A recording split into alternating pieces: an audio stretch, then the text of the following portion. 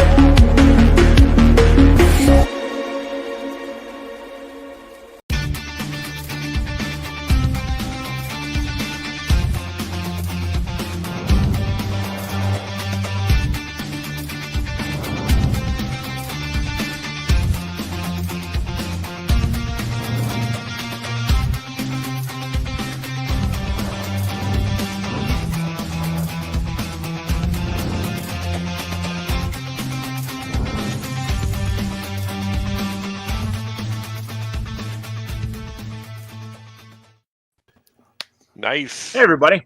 Welcome Nice. back. It's time again for another podcast, but also Trek Talk here on the Word Balloon Network. You know, I initially it was going to be a Trek Talk, although very little to talk about Star Trek because nothing's happened until this coming Friday with the Section 31 movie. But, I wanted to check in with the boys as well and make sure that they can come as well. So we got Mitch, we got Franco, we got Scoot, and, of course, we got Artie. Hello, Artie. Oh, yeah, man. It's good to be here with We're this here. crossover episode. Yes. Yeah, crossing Yes, over. yes, yes. This So- is episode 3084 of the podcast, I believe. Sure. Slash I'll be Trek right Watch. back, guys. Is this the ghost story one? Scoot's We'll already get to leaving. Those stories at the end. Those stories at the end. Yeah, maybe. I just try to get that in early. In case Actually, I got a few new ghost stories when we get to it. Oh, do you? I got Amigo. Look at that. Did Artie. you? Oh, Oh, look at nice that. dead man. The Dead man. undead. The Wow. undead dead man. Wow. Little Right on that booties. screen. Wow. Who made that, Mitch? That's Amigo. It's official, Migo. It's Amigo. Look at That's that. is that a new Migo? Yeah. Wow. Because I was gonna say I don't remember Dead. No, they He's made new. They made a bunch of new ones. They got Firestorm, Red Tornado, bunch of Yeah. stuff. You know. Dr. Fate. I'm Dr. afraid Fate? to move them though, because you think their arms are gonna break. Yeah. Are they very brittle? Yeah, I snapped two of my guys by just playing with them. Yeah. I snapped my mutant, my Planet of the Apes mutant in the Yeah. arm and the reverse flash, same spot, the arm, just like Yeah. that. Yeah. Do they still Yeah. make those with the rubber band hooks on the arms, or do they No, make a they different got thing? rid of the rubber Yeah, there's band. no rubber bands no They more. got a new thing. Look, They I don't got do that my no more. I got my mutant real close. Yeah, here he is. Here's the Oh, mutant. zoom in and stand by. See, look at- Actually, Mitch, I want you to bring it back up because I want to. See his arms like, look at it. Oh, is that a Unto My God? Planet of the Yeah, Apes? to my That's God. Planet of the Apes. Look at Yeah, that. Man, these are great, man. yeah, they're really cool. They Yeah, don't but they- have. Yeah, they they don't don't have move. rubber bands no more. Well, You know what I got upstairs, Artie, is the Migo 4-pack. Did you the Marvel Yeah. one? Yeah, Wow. one. Did you get it Yeah. in the mail? I See, did. you're- And it came not crushed. Look at his pants. He's got. So Pants. your old Migos, the ones, I didn't know they had pants. That's Yeah, good. Yeah. this guy does. Yeah, he's very stylish. your old the future. Migos, the ones with the rubber bands. Do you have to oil them up to keep them Look supple? at that. Those are You old could if you rubber want bands. to. Coming in, stand by. Look at that. The ones- Unopened. The Look at that. vintage ones are better than any new figures are now. The Look at vintage that. ones. Yeah, I loved the Spider-Man design on the classic Migo. Oh, look at that. Oh, there's Conan. Oh, Yeah. yeah. Well, they had the right. When I was a kid, we called him Kainan. I didn't know how Kainan the to- Barbarino. Oh my Kainan. God, Yeah. I'm a Crimean. How you doing? Called him, Them just call me Vinny. Rockman and Bernard. Yeah, Red Rockman Sonia and is Bernard. so weird. Oh, stand by. Welcome Oh, back, look at that. Connor. You got some good Yeah. stuff. Nice. Oh, that's the Treasury edition. Treasury side, one. Yeah. Mr. Wow. Cartier. I like him. Did- a lot of did, stuff. Did Mark Evan here? Did he write those? Oh, your microphone popped off, Mitchie. Oh, No problem. You'll come back. he's quiet. Still off. He's muted. You're muted. He's Still muted. mutated. There we go. I just kicked Now it you're with back. my foot. No, yes, problem. Mark Evanyar. Who drew Cotter? That's a better question, actually. Oh, you know what? I was good. It's funny you say that because I saw a He's name got on it. there tonight. Bob Oxner. Oh, sure. Oh, He was yeah. a Supergirl artist back in the day. Yeah. Yeah, good Silver and Bronze Age artist. He's got a Mad Magazine feel to him, you know, like Yes. a little. Yeah. If like I a saw him silver later, coat. you know, back then, if I saw him, I would have said, "Hi, Boxner," like that. Boxner. Hey, Boxner. Kind of like Benifer with Jennifer Wow. Garner and Ben Affleck back in the day. Hi, Oscar. Well, all right, you guys are much more Star Wars people than I am, but Mhm. I did want to ask you guys what you thought of Skeleton Crew, but I also have like background questions in terms of, Yeah. Well, I'll get to it. I liked it enough. I'll be honest. I knew what I was getting, and I knew it was going to be because that was all over the place. That it was very influenced by the Goonies and stuff. So it was a little too kiddie, to be honest, for my full taste. That said, it probably is the best streaming series of Star Wars since Mandalorian, in my opinion. Yeah, I would agree. Mandalorian season 2 is where you should stop watching Star Wars if you want pure Star Wars. But yeah, I like them all enough. But Yeah. yeah, this one was good. I wish it was very kiddie, very very Goonies like, but it was a cool adventure. Yeah. Every time we watched it, I wanted more. I thought Yes. they was like, oh, it's over already. I wanted more. But also, I hope Star Wars does more stuff like this, where it doesn't tie into the big giant lore, but it's in the Right. world. Like there was a lightsaber, which was cool. The guy had a little bit of force, which was cool. So it touched on all the Star Wars stuff. It had space, it had bounty hunters, and I wish they would do more, but they could make them more serious. This was an adventure series, which was really cool. Yeah. I think Jude Law, if it wasn't for him, I'm not sure if it would have been as interesting because he. I was completely really good. agree.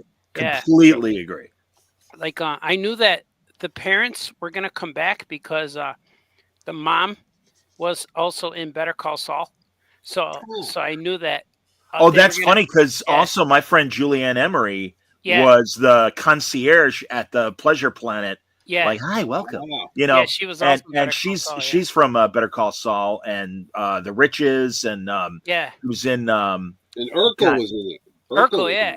I know. I know that was ridiculous. It's. Yeah, I mean, hey, listen. I'm not an Urkel hater, but I'm like, you can't. I mean, yeah, put the hardware on his face. It's still Urkel. I don't know how to break it. I bet it. He probably said, "I want to be in there. I want to be in there." And they're like, "All right, we got this role where you don't talk, but you wear I was- you no, look like Cyborg." I'm like, He had lines, yeah. Yeah, Can he had you lines. work? Can you Full work speed in? ahead, Captain. Yeah. Did I do that? Now he's Yeah. an adult, so he can't sound like a little Urkel anymore. Yeah, he I should have. like the werewolf guy. He was cool. Yeah, he was. Yeah, I cool. didn't mind the werewolf guy.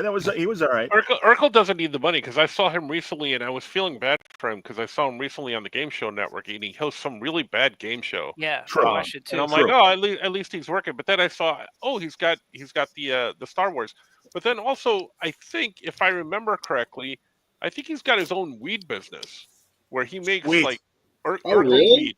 Yeah, he makes like Urkel Urkel weed. Did I Um, smoke wow. that? I believe it's his Then I brand. smoked that. I'm gonna look it up while you guys discuss. Hey, and I don't know if he was being serious or not, but Dave Chappelle last night on SNL, 17-minute monologue, which I thought was Yeah. fantastic. Wow, that's That like they gave half him the that show. much time. It was crazy. Because Yeah. also, like, the cold open was like 8 minutes long. But anyway, he made a Okay, joke so about the dad on Family Matters being at Diddy's sex parties. Because if he's Was like, he here?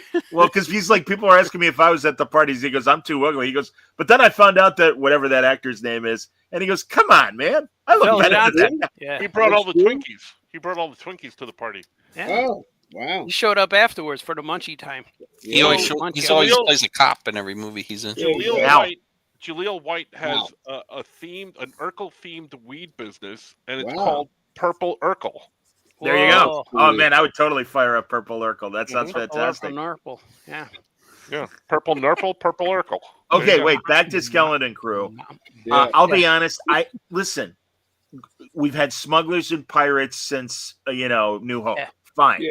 Yeah. I don't, and I liked the Robot 33 from Skeleton Crew. But that said, Mm. why does he have to be Yar? I'm like, it's a different planet in a galaxy far, far away. Yar. I'm As, sorry, Captain. Yeah. As Timothy Zahn explained to me, that Star Wars is not in English; it's in Aurebesh. So everything that you see in a Star Wars movie is Translated. translated from Aurebesh. Yep. And so by him having a peg leg, and Yar is not the real story. That's the story interpreted to us so we would understand what a pirate is, a Yeah. robot pirate is. So, Yep. so I'm okay with the Earth So references. so going with that logic, Yeah. how do you explain Jabba the Hutt? And how do you explain that alien with the big the big, Well, that's trunk? because we call Good him for sure. Hammerhead, and we call Jabba the Hutt a giant slug.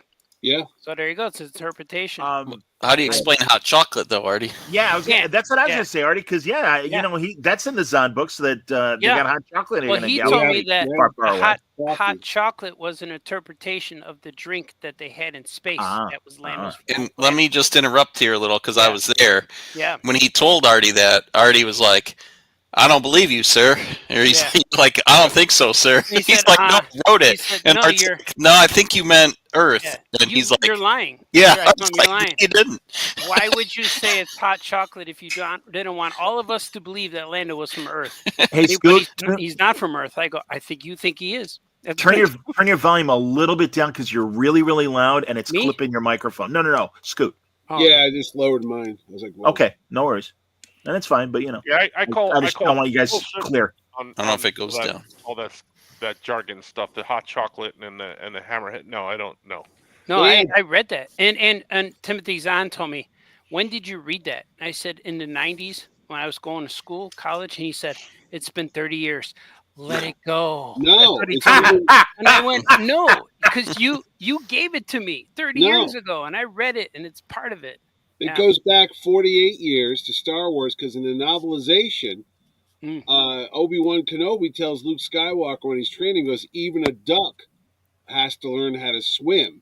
Oh, And there Luke you go. says to Obi-Wan, says, what's a duck? And Sure. that freaked a lot of people out because they're like, wait a minute, how does Obi-Wan Kenobi know what a duck, Sure. which is on the Earth? Yeah. And they asked the guy who wrote it, and he was like, what? He said, you put that line in there. He goes, I didn't think twice about it. But that Sure. bothered me. I was bothered by it. Yeah, because Timothy Zahn used the references of Anakin saying, are you an angel? Because that's Yeah. an Earth Christian thing. Yeah. And then he said, when Han Solo said, well, then I'll see you in hell. Yeah, And he says, hell is also an Earth-based Sure. belief. Sure. And then he says, and then I'm like, yeah, and that was translated. And then he says, and how do you explain the snakes on Dagobah that bit Luke on Dagobah? And I'm like, I don't know. And he says that was an interpretation of a creature that resembled a snake in the original story in Orabash that came from the Star Wars story. That So let me get interpreted this for Earth. straight. Let me That's get But I this have- straight. What you're saying is that the stories that we're seeing Yeah, and hearing about, Yeah. we're hearing them, right? Yeah. They're interpreted from another Galaxy. book or language Yeah. or galaxy, Right. basically. Yeah. So like the different interpretations of, say, the Bible. Yeah. You have all these different stories and interpretations. So what we're seeing is not the actual thing that could have happened. No, not really, because the Bible is created on Earth. So the Bible was made by humans, but Star Wars, everything in the Star Wars universe is something that doesn't exist here on Earth. Long So- ago, galaxy Long far ago. away. Right, and a Yeah. Jabba the Hutt creature does not exist. So the only way to translate it to Earth, so we understand, is he has to look like that. And same but with that's what- when, well, right, but when I Han get Solo that. says, "I see you in hell," I'll see you in hell. He wasn't referencing hell. He was referencing a place that's similar to hell. The in the galaxy Star Wars far, universe. far away underworld. Yeah, Sure. so Right, we I would got that. understand what he means. I Yeah. got Whatever. that. I get what you're Whatever. saying, but the key phrase that you said, no, we're going to go nerd here, Johnny. You're going to No. I got more skeleton crew questions, but by No, all means, we're go ahead. still handling this. what you're Yeah. saying, what you said is translate. That's the key word, translate. So Yeah. translations have been known to be wrong. So these stories, like, I can't watch them anymore now because they're real. Okay. Yeah, I guess it's none of it's real. None of it's real. I don't know if this As coffee the Beatles drink told is us, real. nothing's Kinda real. like- There's nothing to get hung about. Yeah, a it's all It's a fiction. reboot. Yeah. It's like Um, one time my friend yelled at me because it was online, Facebook, stupid stuff, and he said, "Who's your favorite X-Men? But don't pick the Beast, because if you pick the Beast, I'll unfriend you." And I said, "Well, how about Kelsey Grammer?" He goes, "Don't pick him either, because he's a jerk." And I'm like, "How about Hugh Jackman?" He goes, "Well, I don't like him." I said, "Well, he's he's a real guy. Like you can't see, he's not Wolverine. He plays a character Wolverine. And I'm like, why do you hate the Beast? And he went on this long tirade about why the Beast is evil and he's racist now or something. And I said, he's not yeah, racist. yeah, I don't know what it is. I'm not saying you're saying that, Artie, but yeah, no, he's but not I told racist. him, wow. He's a Republican, but he's not racist. Yeah, well, whatever. But I told him, wow, that's pretty incredible that you hate a fictional character.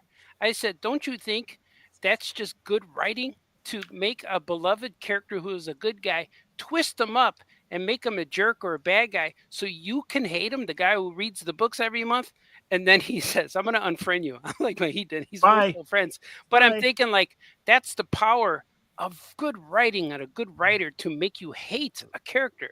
So that's a different subject. It's nothing to do with Skeleton Crew. Okay. But I thought about that as a. I got more questions. As somebody who like now characters. Because I was feel a certain way. Yeah. I was really unclear. Hold on. I was really unclear, if I may. I was really unclear of when Skeleton Crew was happening. And at first I asked Gigantic Jeff, and he went, well, I think. I'm like, respectfully, I'm not asking you what you think. Has Disney or Lucas said this is when Skeleton Crew is set? And I learned it's around 5 years after Return of the Jedi. Yeah. So with that in mind, they have from Atten the Old Republic credits. Yes. Now, not gold or not a precious metal like Latinum in Star Trek, but currency. Yeah, it's money. But what I'm confused by is because we had the Old Republic, then I'm assuming we had the Empire, and maybe the Empire, and let me finish my question. Maybe the Empire just assumed the roles of the Old Republic, and it was from a governmental standpoint, business as usual, or a commerce standpoint. But then, okay, now it's after Jedi, and we've got the New Republic and everything. So wouldn't the Old Republic credits not be worth anything? Wouldn't it be like Confederate money or something like that? Yeah. I didn't understand that choice. And I mean, it's a little thing, and I got a couple other little things. Well, because that confused me. So help me. Aden was shielded off from the whole war. Yeah. Right. But why? I didn't know about a war. No, and I understand that, Artie. But my question is, why would that money that they are generating still be worth something to the other planets? Yeah, I understand. Yeah, that's something that I hope they explain. But remember when the kids went to the pirates and tried to pay with a drink? Right. And they're like, everybody freaked these? out. These are old. Like, Yeah, well, but they wanted them. They were coveted. They were fake. Maybe because it's like gold, like Nazi gold, was still valuable because it was gold. So yeah, but that's what I'm saying. Melt it down and remint it, but it's still got the same, Sure. So okay, and maybe that's the case. I don't know, but yeah, it just seemed to me that it's like, well, it's currency, not a precious metal. It could be like a theory anyway, like that the Empire knew about that. Maybe I don't know. I don't know if Palpatine knew about that planet or knows about it, but maybe that they were making. It seemed like they were cut off and visited for a while. Yeah, but they kept making money. They kept making the currency. Oh no! I understand that. So, I don't know. I'm sorry, Mitch. What was that? It was like the planet of the accountants because the kid was telling stories with the little Jedi figures, and in his mind, they were still the heroes because he was playing Jedi Knight and stuff, right? But then the robot there, the main computer, the superior intelligence thing that they killed, they put the supreme intelligence. Yeah. It said, well, if you're a Jedi, those people are outlaws, right? Because that was from Revenge of the Sith. So it was like really weird because I'm like, why are the little kids playing Jedi Knight thinking they're cool when the main world thinks the Jedi were bad guys because they went against the Emperor and they tried to kill him and all that. So there's like, well, pick a side here. Why? The kid still had the fantasy of the hero of the and Jedi. I thought the kid knew what an X-wing was when it flew in, because I'm like, how's he gonna know what an X-wing is? Because the X-wings didn't happen until Luke Skywalker fights and stuff like that. They didn't happen back in the. It happened in the battle. No, but again, it takes. Well, you're right, because I don't know what Atten's status was during the first three movies. Yeah, you're right about that. I don't know, but all right, and then so no, that was another question I had, Mitch. As you said, we're like, well, the Jedi lie, and it's like, well, wait a minute, what the hell are you talking about? But there was they don't tell you when they closed that planet up, and then I was thinking maybe the Emperor closed that planet up because that was his secret, funds to form, to all Sure. the money he needs to build Sure. this new ships. So that's why he cut it off from the rest of the galaxy, because that's his secret vault, you know? Also, when Yeah. they went to see the owl lady, she Yes. mentioned other planets that were hidden, and she mentioned Alderaan being one of them. And then they were exposed somehow. I can't remember. I only Alderaan got didn't blown watch it a up. lot, but she mentioned Adden and Alderaan in the same Breath. phrasing, like in Yeah. the same group. Right. Yeah. So And then it there was could have been a another handful planet. of them. They went to the other planet. It was like a sister planet, but it was all screwed up. Remember, it was all fall. So I was like, Yeah, Yeah. at Arden or something like that. Yeah, exactly. Yeah, You that know, was yeah. cool, man. I really enjoyed the whole thing. Well, and also Well, from a technical, I'm real fast, Mitch, and then please, sorry, but I started first. I think the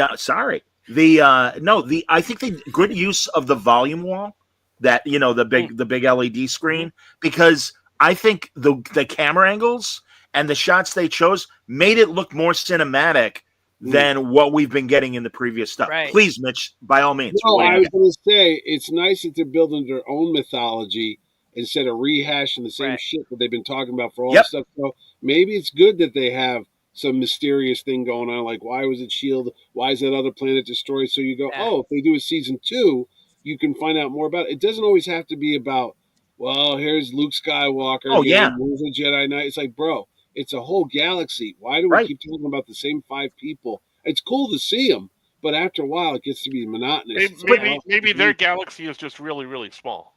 yeah, maybe. It's like it's the Rhode Island of galaxies. Yeah. It It took them is. a real It's long tiny. time.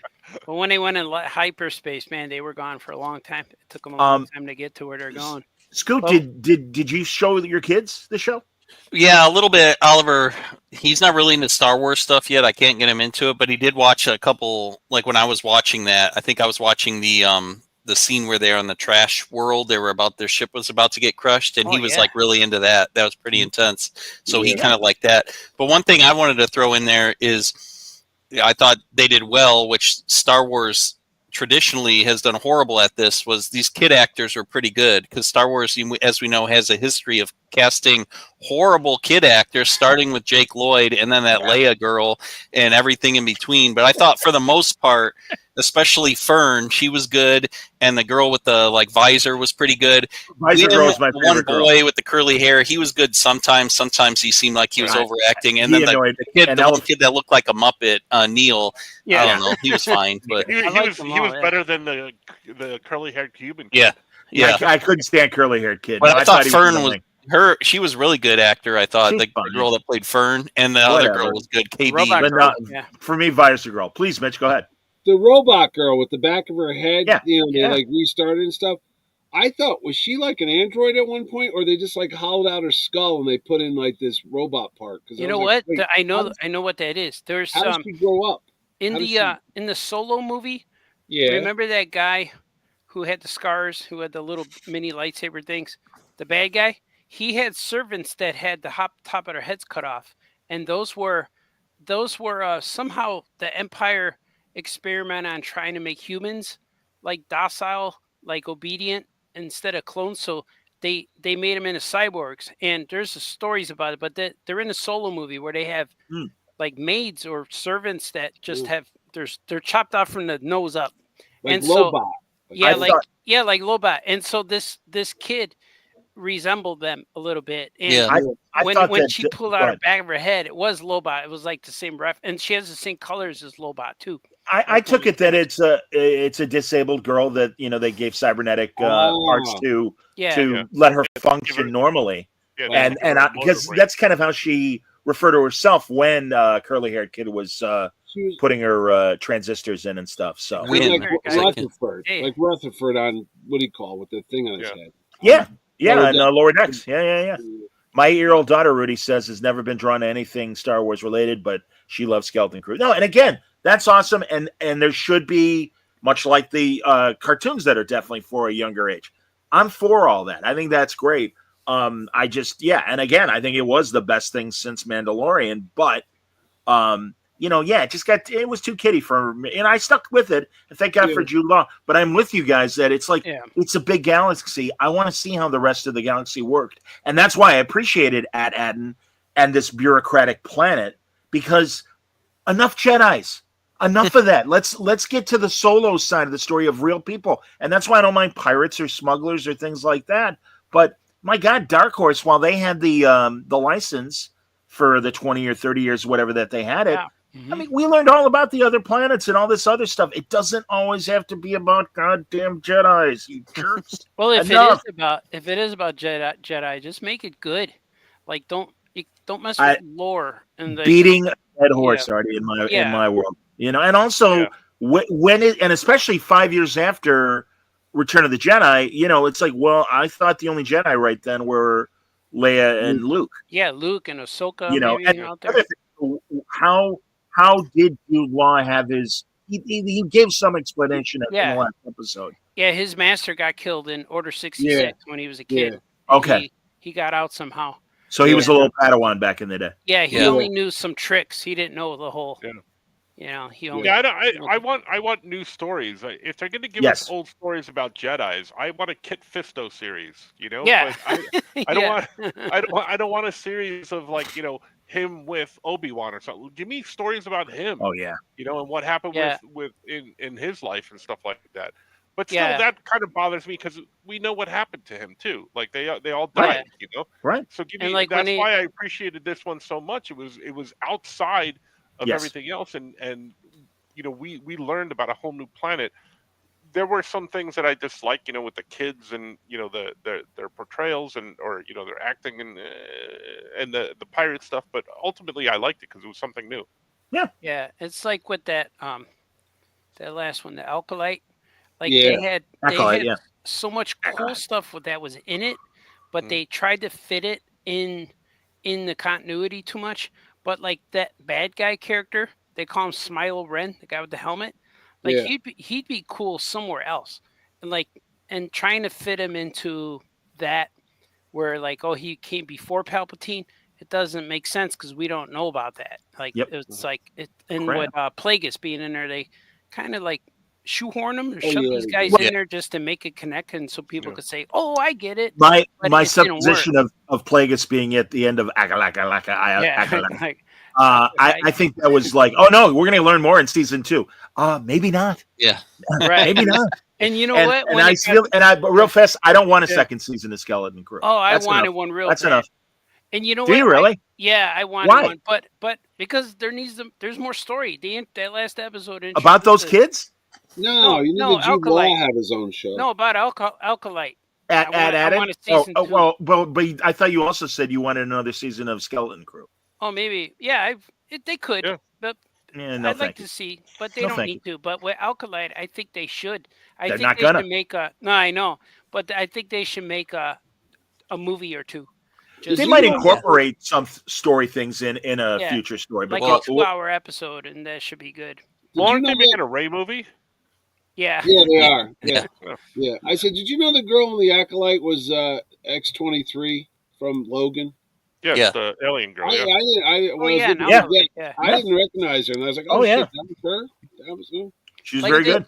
Like right now, it's like for the Rey movie. I know it keeps getting announced and canceled and announced again, but they could have like all of these loose things that these Disney shows set up, like Reva. They left her alive, and they left probably several other characters alive.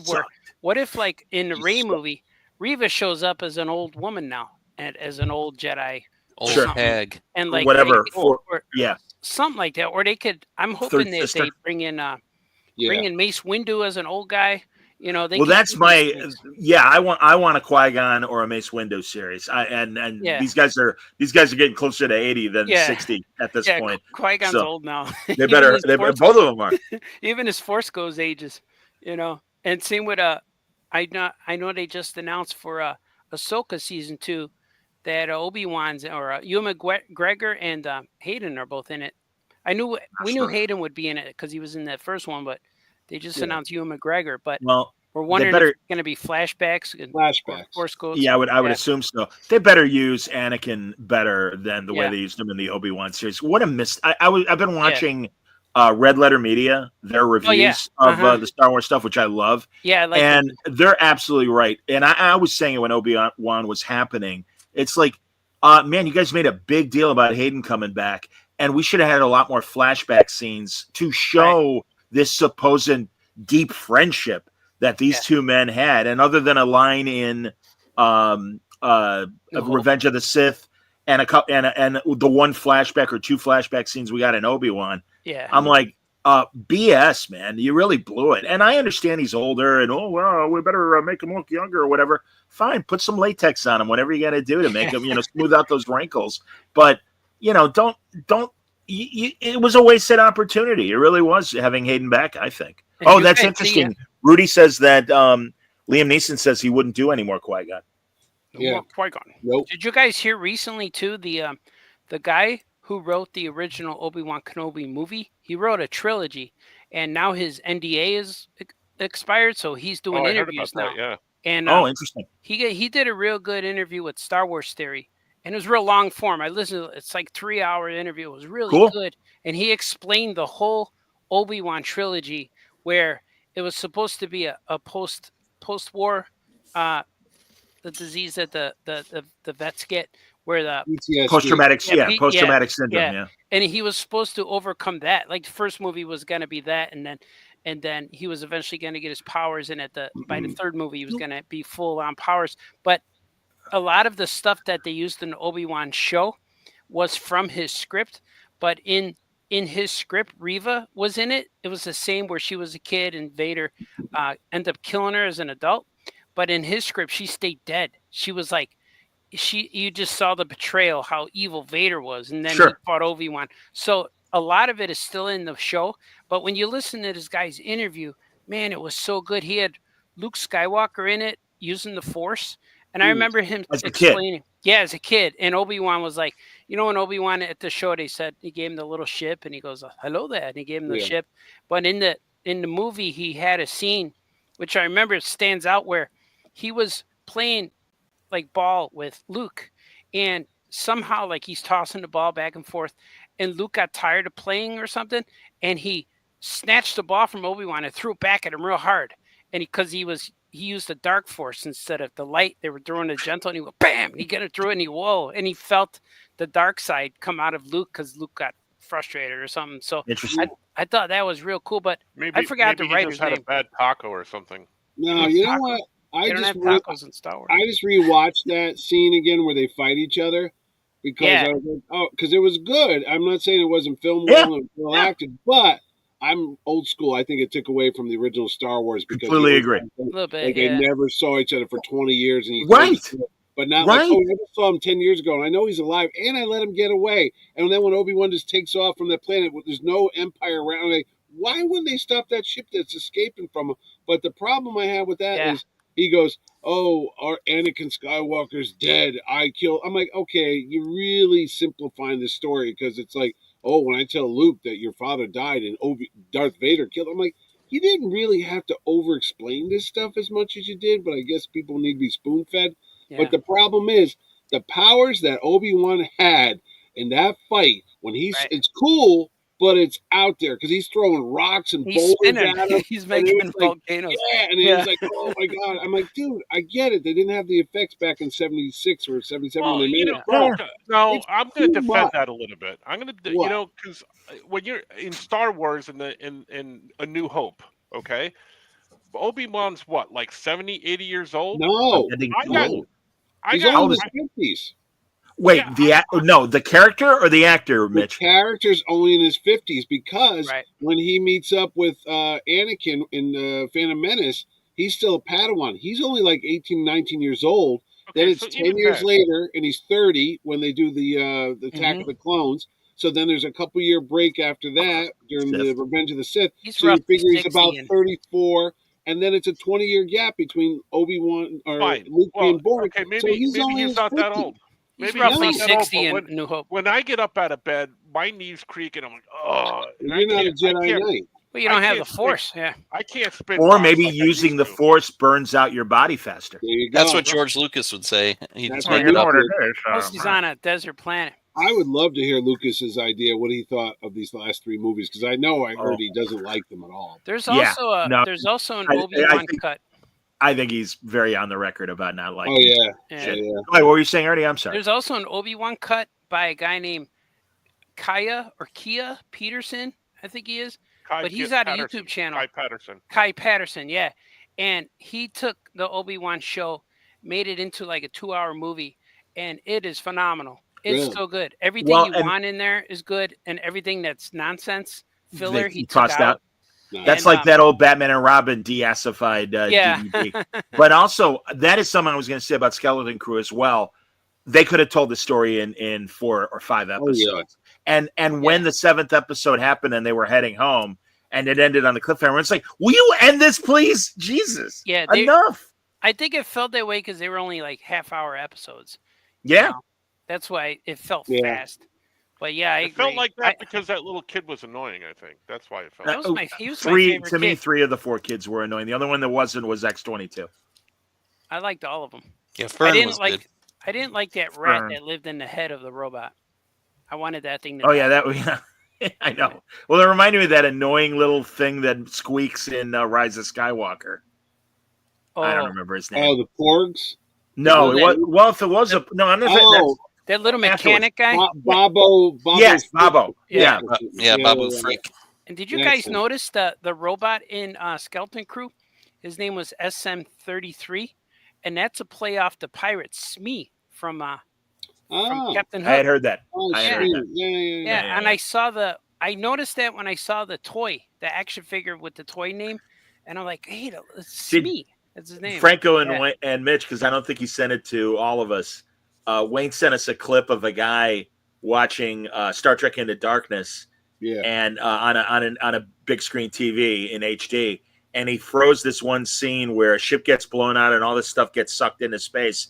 And if you freeze frame and you look, there R2D2. Yeah, no, There's a piece of shrapnel that absolutely looks like R2D2. yeah. no, that was in the first Star Trek too. The first Star Trek movie. And the what's Yeah, his when name? the ship, I Big remember Jar seeing Jar. that before. There was a big fight, and there was a little R2 flying through. I was like, oh, Yeah, that's. I mean, I get, and of course we all remember the R2 design being on the pyramid wall in Raiders and stuff like Yeah. that. But it's like the difference is Raiders, they actually wrote a good story, and that's like and I'll get to Star Trek rants, but briefly. But yeah, it's like here's an idea. Instead of putting that crappy scene and stuff, why don't you write a better story? Dumbass? Yeah, but it was Dumbass. also like Lucas and Spielberg Darkness. did that back and forth to each other and all the. Oh yeah, and that's another Yeah, reason why yeah. it didn't bother me. But it's like, Yeah. you're getting too cute for your own good. And again, write a better Star Trek movie, please. What's his It's a name? good hideout. Binks, Jar something. What Jar Jar Binks? J.J. Abrams. I can't JJ. because I know people Yeah, call him J.J. Jar Jar. Binks.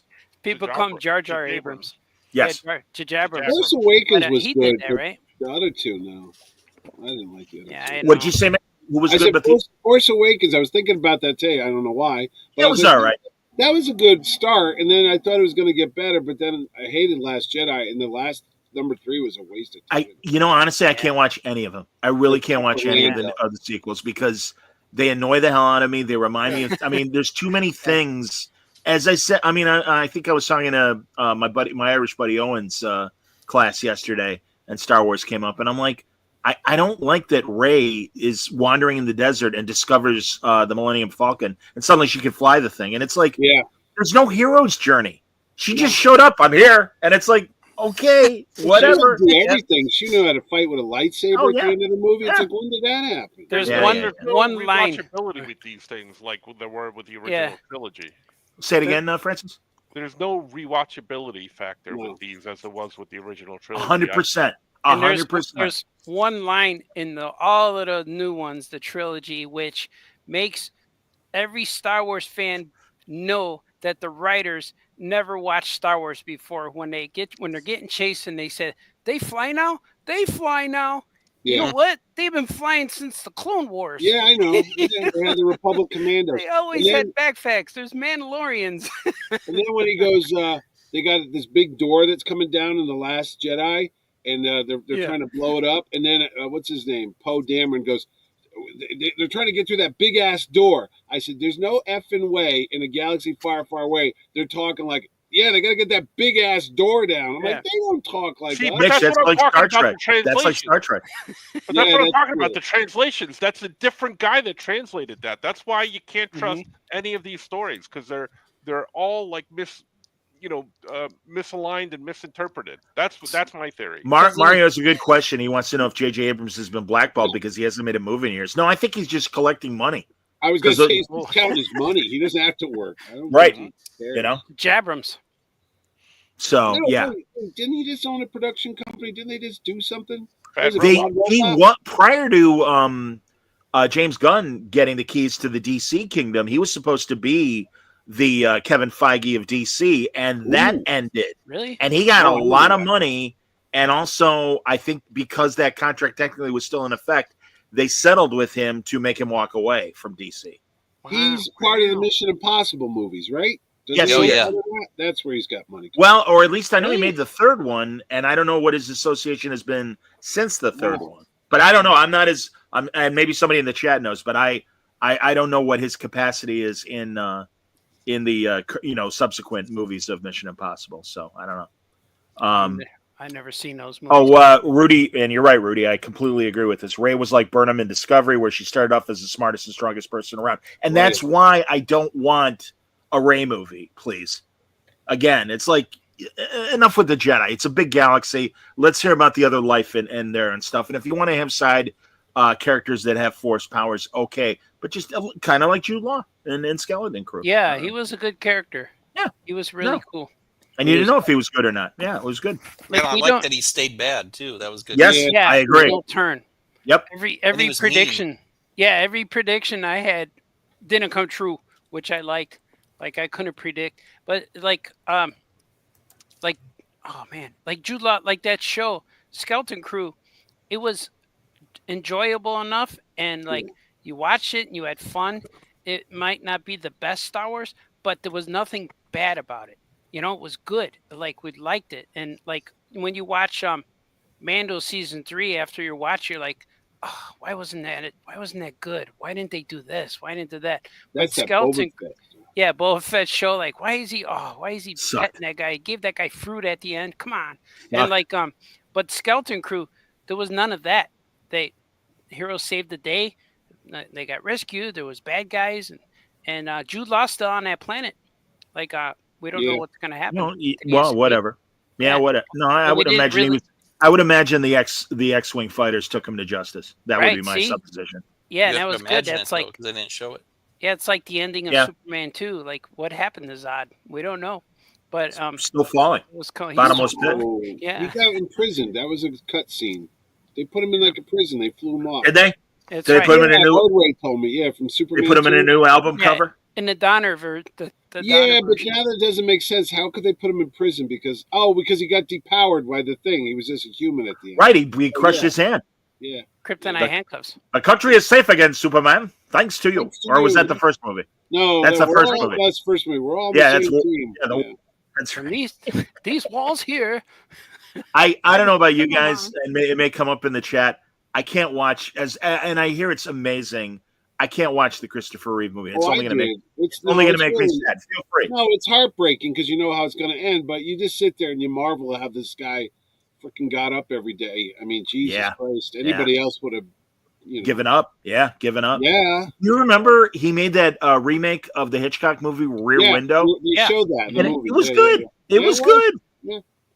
I met him twice after his accident. He was a very nice man. His wife was very nice as well, Dana. Wow. And then she passed away a year later from a rare form of lung cancer. She never smoked. It's what the hell? I know, it's heartbreaking. That's what I'm saying, man. It's too hard. I'm sorry, it's too sad, man. I can't do sad. Too sad about the rest of the real world to get sad about the past. So no, I'm with you. Skeleton Crew, I did read that the writer, director, one of them said if they do a sequel, they're not going to do it like Stranger Things. They'll just jump ahead 5 years, and the kids will be like older, and it's like, hey, remember when we did that adventure, and something else will happen, and kind of bring them together. As the elephant kid gets older, his trunk gets longer. Yeah. And Stranger Things are all like 30 years old. It's like sweating. Exactly. Well, it's like Tom Welling at the end of Smallville. Yeah. Where it's like, how you doing? I'm 35 years old, and I'm still trying to play a 20-year-old. He was married and had like 3 kids by the end of that show. Yeah, Gary Berghoff was the worst. He was like 38 and balding. He was supposed to be like 18-year-old Radar O'Reilly. Yeah, they're on. Yeah. They're all in high Absolutely. school still. Yeah, and it's only, and the Korean conflict was only like 2 or 3 years or whatever. He did not want to be on that show. It's a good thing they ended Smallville when they did, because Tom Welling is all swole now. He's like He is swole. jacked, yeah. Huge. Yeah. Yeah. If they said Well- that if they kept going, they'd have to name it Largeville. He was great. He was great in the Crisis crossover with John Cryer, Yeah, he was. and he was all beefy in that. He was a nice guy. Yeah. I got to tell you, he's a very funny guy off screen. When he was at the show last year, he was cracking me up. With all this. What Mitch- show is that, Mitch? That would be Terrificon, Artie. Coming out in August. Terrificon. August 8th to the 10th. Buy your tickets now. They're available to all your comic shop in New York. I know because I dropped them off. I know it's months away, Mitch, but has anyone that was going to be at Terrificon canceled because of the fires or anything like that? No, but it's held up a couple contracts because I wrote to the agent. And you don't even think about it because I live in Connecticut where we got snow outside, so you're not worried about fire. But I'm like, hey, man, I haven't heard back from so-and-so. What's going on? And then they wrote back, the fire's. Oh, geez, I didn't even think about how it's affecting them. So, Yeah. no, I one's understand. canceled, but I did check, Walter Koenig, they're out of the line of fire. Not to Good. be, not No, I to know be what you mean. fun, Yeah. but no, but I'm saying a lot of them are okay. Some of the staff, because a lot of people got to understand, it's not all millionaires, man. It's the Of course people not. that I work with, like the secretaries and the guys that do the coordination. A lot of them live out in the hills, or their parents live out in the hills. They lost their house. I was talking to Chake, and his kids lost everything. Like, I mean, Wow. it's done, and he's trying to help them, with Sure. some money.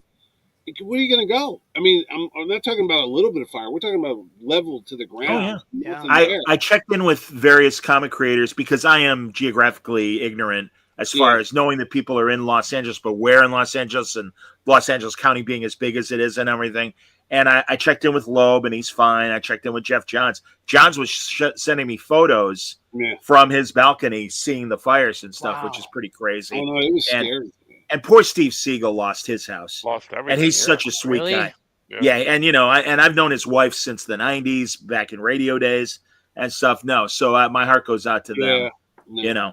It's tough. It's tough. And then they just got to pick it up and go back. But it's like, how are you going to just pick that up? Because, I mean, whole neighborhoods are wiped out. where do you It's go? not like one house, but stores and schools and all that jazz. Hi, Andrick. He says, what's going on? Well, we're just wrapping our skeleton crew talk.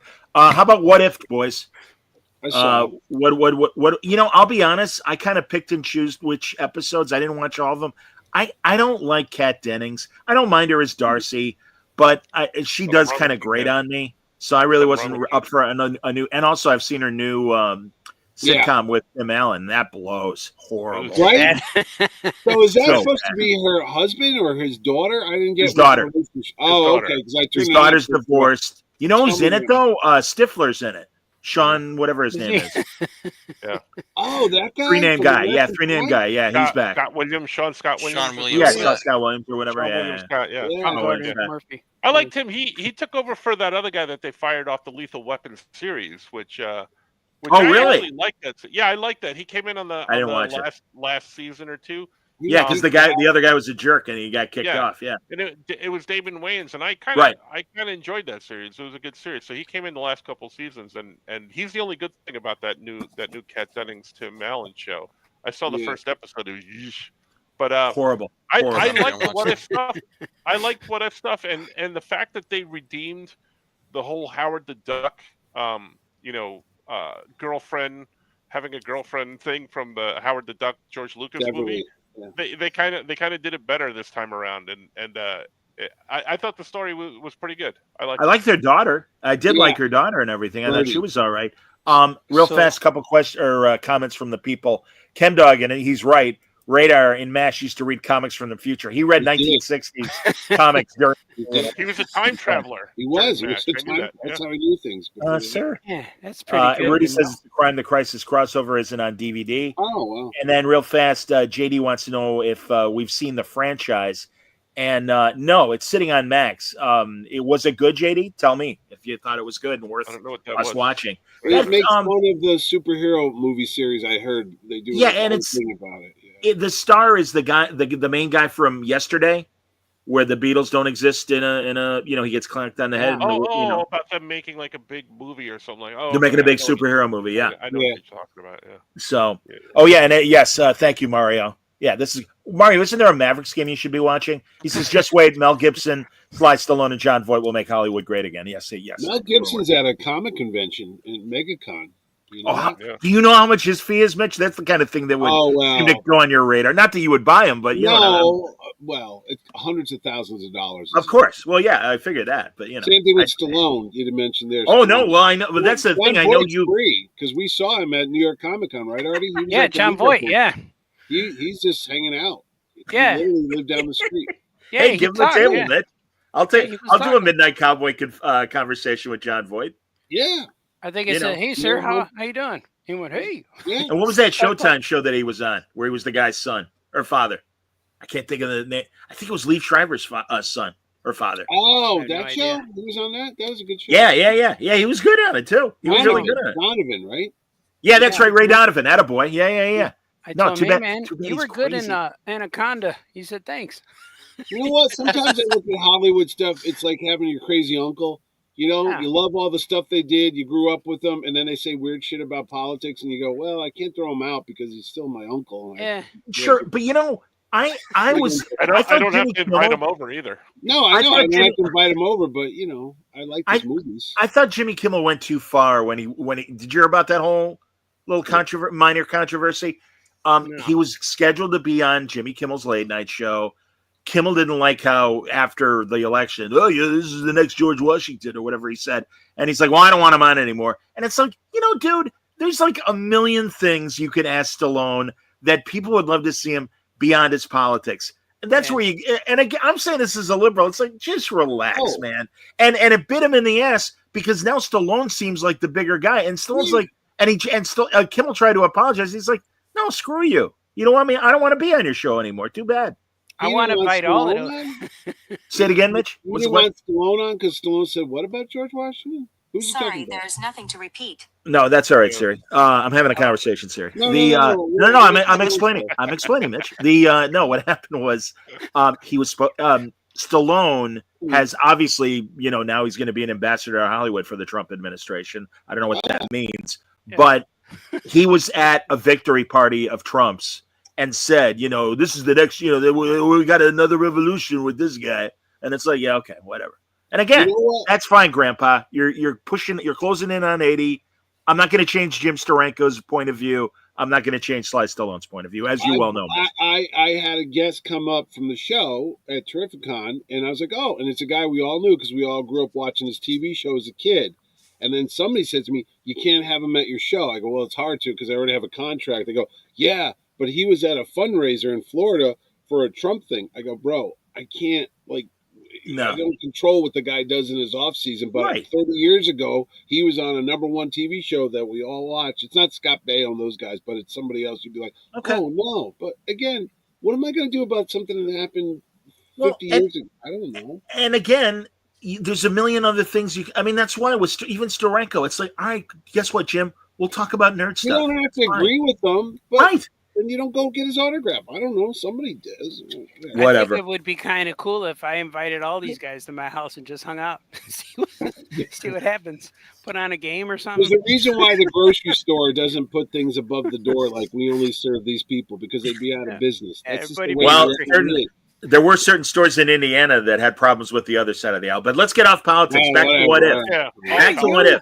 All right. I'll tell you the episodes I like in particular. I really liked the Red Guardian and Winter Soldier team up. I thought that was very funny and a lot of fun. And I love David Harbour, and I love the way they played against each other.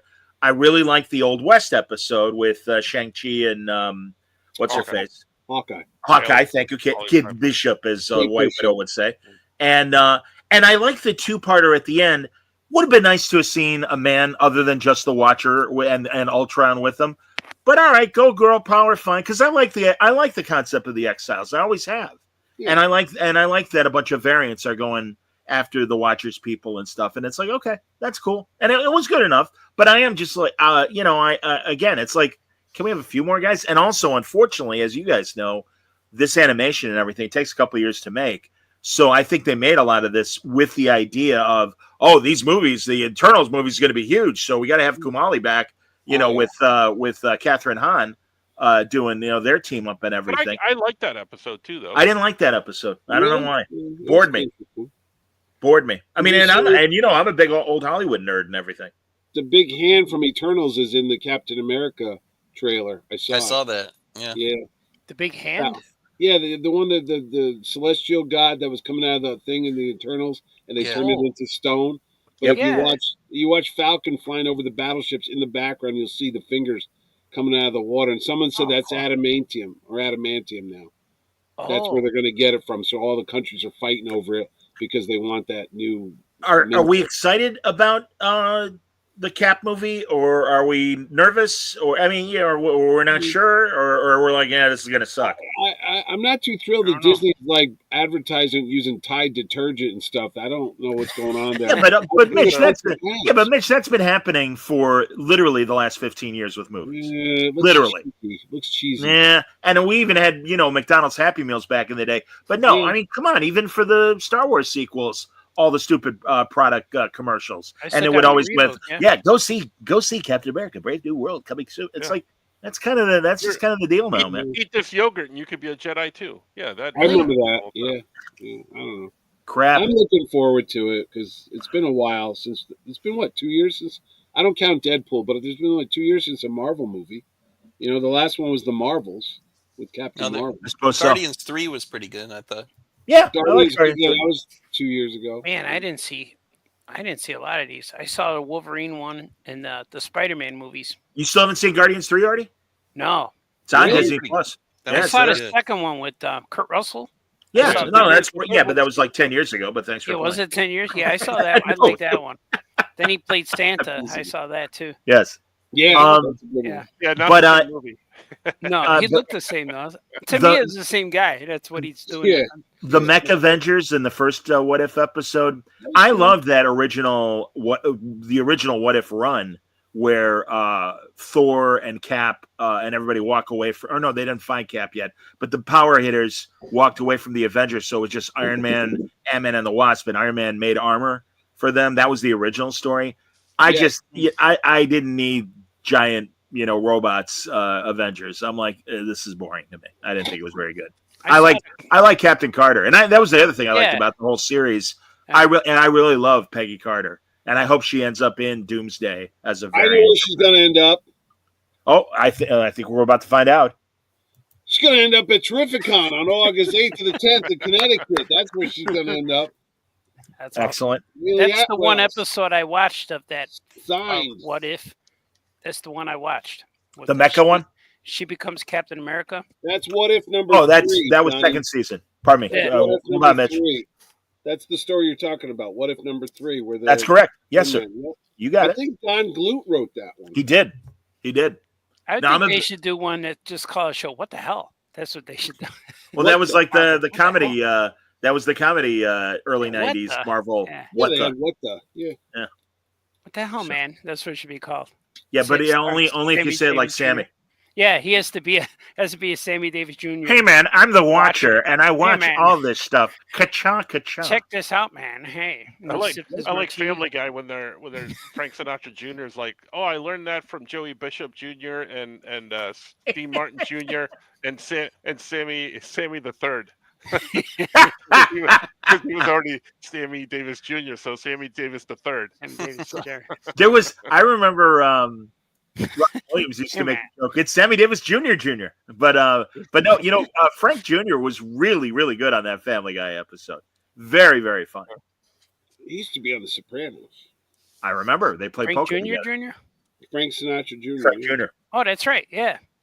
Remember somebody tried to kidnap him or some shit? Yeah, that was the big. Yeah, that's sadly, he's more famous for his kidnapping than he was for his singing career. Is Nancy Sinatra still alive? Yes.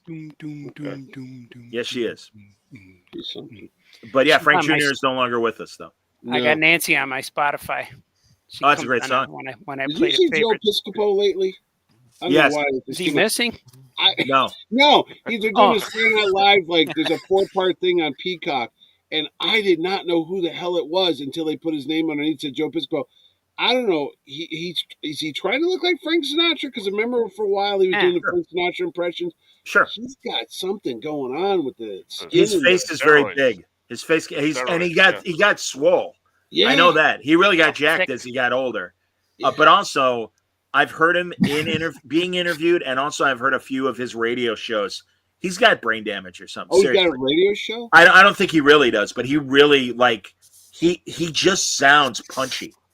Yeah. And I don't know if that's the growth hormones that he's taking or whatever, but he sounds punchy. He sounds like he's an old boxer that's lost his marbles. He really does. He was all jacked up. He was all in weightlifting in the 80s movie. Yeah. That movie he made with Treat Williams, Dead Again or whatever it was called. Oh, with Darren McGavin? That was horrible. He was in that movie. Yeah, I remember that. Yep. Yeah. All right, so I guess that's it for What If. Daredevil. Well, unless there's more you guys want to say about it. They're not doing a What If season 4. That's it. It's wrapped up. Is it? Have they said that? Yeah. Okay. But what That's if fine. they did? What if? Well, and also there's not much content to build on the way there was with Phase 4 and 5. So did they all connect all the What If episodes? Yeah, if you watch, this story did. Yes. Yeah. Yeah. Oh, I didn't. I thought they were random. Yeah. No. Wow, that's cool. I thought they were just random. No, I would have liked if they adapted some of these. What if the original ones? Yeah. What if what's his name? What if Sergeant Fury fought in space and all that? Oh yeah, no, those are good. No, again, game. I still, because I have Marvel Unlimited, I reread a lot of the What If original run. Yeah, the second it was a great series, book. It went downhill. Remember that? Every one of the but every one of those sequel series like that. Not good. Not good. Not memorable. They would always end the same. Like whoever was would always destroy the universe. Every What If. It's like, what if Aunt May was the Phoenix? And at the last page, she would wipe out the entire universe. Well, that was Korak, though, wasn't it? Isn't that who? Korvac, yeah. Korvac, yeah. That one disturbed me when I saw that on the newsstand. It ends with he absorbs the entire universe and can't handle it, and he takes the ultimate nullifier and kills himself. And it says, so everything went white. And then you got a little box with the Watcher, and it's like, this was one of the more disturbing universes. Just like that, the planet known as Earth is dead. And Rudy says he liked What If the New Fantastic Four remained a team. Yeah, that was pretty good. Oh, was that an episode? Wolverine? That was an issue. That was an issue of yeah. One of the subsequent What If series. Rider and Wolverine. Yeah, that was a good team. Yeah, right. I got Casamigos all in the various stages of that team. I got blue Wolverine and a blue Spidey so far. How about, while we're talking about Marvel, how about the Daredevil trailer? I'm excited. Ooh, that looks cool. Oh, yeah. It looks appropriately violent. I gotta finish watching the old Daredevil series. I haven't watched the poor guy. The poor guy in the movie's dead. He plays the White Tiger. I didn't know that. The actor is dead? The actor died like in December of 2023, just when he finishes filming. Wow. So they were showing the trailer, and they were oh. And Ordway and I were talking. He goes, "Oh, there's the White Tiger," and I said, "Yeah." And the next thing I read, the actor who played him passed away. I go, "Dang." Oh, that's sad, man. That's like Chekhov from the JJ movies. Yeah. Anton Yelchin. Yep. No, I had no idea, and I didn't read any articles about the trailer. And when I saw that, I'm like, "Oh, cool!" And I wasn't sure because all you saw was the face, and I'm like, "Is that Hector Ayala or is it the subsequent White Tiger?" And I was expecting it to be the female White Tiger that Bendis created, and I'm glad that it's Hector Ayala, and it's like good. Again, I have nothing against legacy characters, but it's like I'm still the one thing that worries me, but I'm like rolling my eyes, and we'll see how it's handled. But for the new Fantastic Four movie, making the Silver Surfer a woman, I'm like, come on. But her name is I saw the credit or the cast. Her name's Shala Bal. She's not right. She's not. Yeah, it's instead of Norrin Red, it's like if Lois Lane got superpowers instead of Clark Kent. Yeah, so ridiculous. Hopefully it's ridiculous part of the story. Maybe crap. She's before Norrin Rand. I don't know. I honestly, Artie, any way they reconcile it without acknowledging that Norrin Rad is the Silver Surfer, I'm against it. I agree. Well, why don't you wait till it comes out, and then we'll see. Well, I'll watch it. I'm still going to watch it. But right now, I'm just rolling my eyes. I'm sorry. Did you like Silver Surfer in the second movie? I did. Yeah, I did. I love those. I mean, it's got its flaws, but I did like that portion of the movie, sure. You know who played him in the movie? Yes, I do. Don't you tell everybody. Doug Jones, sir. And the voice was what's his face? Larry Fishburne. Yeah. Was So it? I did know. But you So know now why- what, Mitch? You gonna you impress wanna me know more why? with shit I already You know? want to know about Doug Jones? You want to know why? Feces. Because Doug Jones will be at Terrificon on Terrificon. August 8th to the 10th in Connecticut at Mohegan Sun. Buy your tickets now. He was also Saru on that show that you like so much, Johnny, called Star Trek. The only, and even his character, they couldn't help but screwing with in bad ways. No. on He was Discovery. the best thing curious about in it. You know? I'm curious in the What If show. Are Yeah. are any of the watchers women watchers? Like No. they're all male? They're No, unisex, Artie. yeah. They're all Are they smooth really? down there. Guys. Yeah. So do they make baby watchers? I don't know how they do it. No, they. 'Cause there's you know, more- That's interesting. Yeah. Well, 'Cause I no, always but they thought- have they- a Watu's origin, and he doesn't have Yeah. the powers, and you Yeah. see him get his powers. But also, I can't deny the haters are like, "Oh, look, it's a girl power team up against a bunch of old Right. white guys," and it's like, if you maybe had a male member of the Exiles, maybe people wouldn't have had that feeling. But okay, whatever. Because I mean, remember, go ahead. I remember reading comics when we were kids. We read Fantastic Four, of course, and that's usually where the Watcher would show up. Right. Of course, But he was always real thick. He almost looked like Kingpin proportion. Not as fat, but he Yeah. was big, strong arms and a strong body head. Yeah. But then when John Burns started drawing him, he drew him with a thinner body and a giant head. Yeah, I remember Johnny. that. A real Yeah. big head.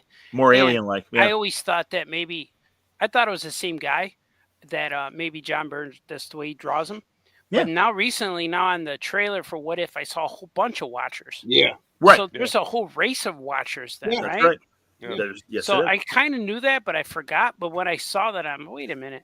So that's what made me curious. There has to be a family of Watchers. It's like Sasquatches. If you see one, they don't all. Yeah, but they're they still aliens, be Artie. female. They might create without having maybe- to have sex, They're smooth down there. You said, right? like Ken dolls. Interdimensional beings. Yeah. Like I don't know. this- That's what when I had my action figure of the Watcher, I looked under the skirt and everything, and there was nothing Yeah. there. So Well, I Yeah, could my, use this my guy as a theory Watcher. is my theory is all these watchers are watching everybody have sex, and they're like, "Ew, no, we're not gonna. No, we're there's, not gonna do there's that." too much, Yeah. too much germs, Yeah. bodily fluids and stuff. Mhm. But I'm curious about that. Right. How's a Watcher look? And Yep. are they flesh tone like skin color, or are they Yeah. like blue now? yeah, they look Oh, fleshed out. color. No, Yeah. blue is Oa. That's the Guardians of the Universe. That's right. I get confused. I know all these things, but I've been away. He lives on the blue area of the moon. Maybe that's what you're thinking. And aren't the Kree? Well, the Kree in the Kree are comics, blue. the Kree are blue. Yeah, And Jude Law's a Kree. How about that? He is. Connect.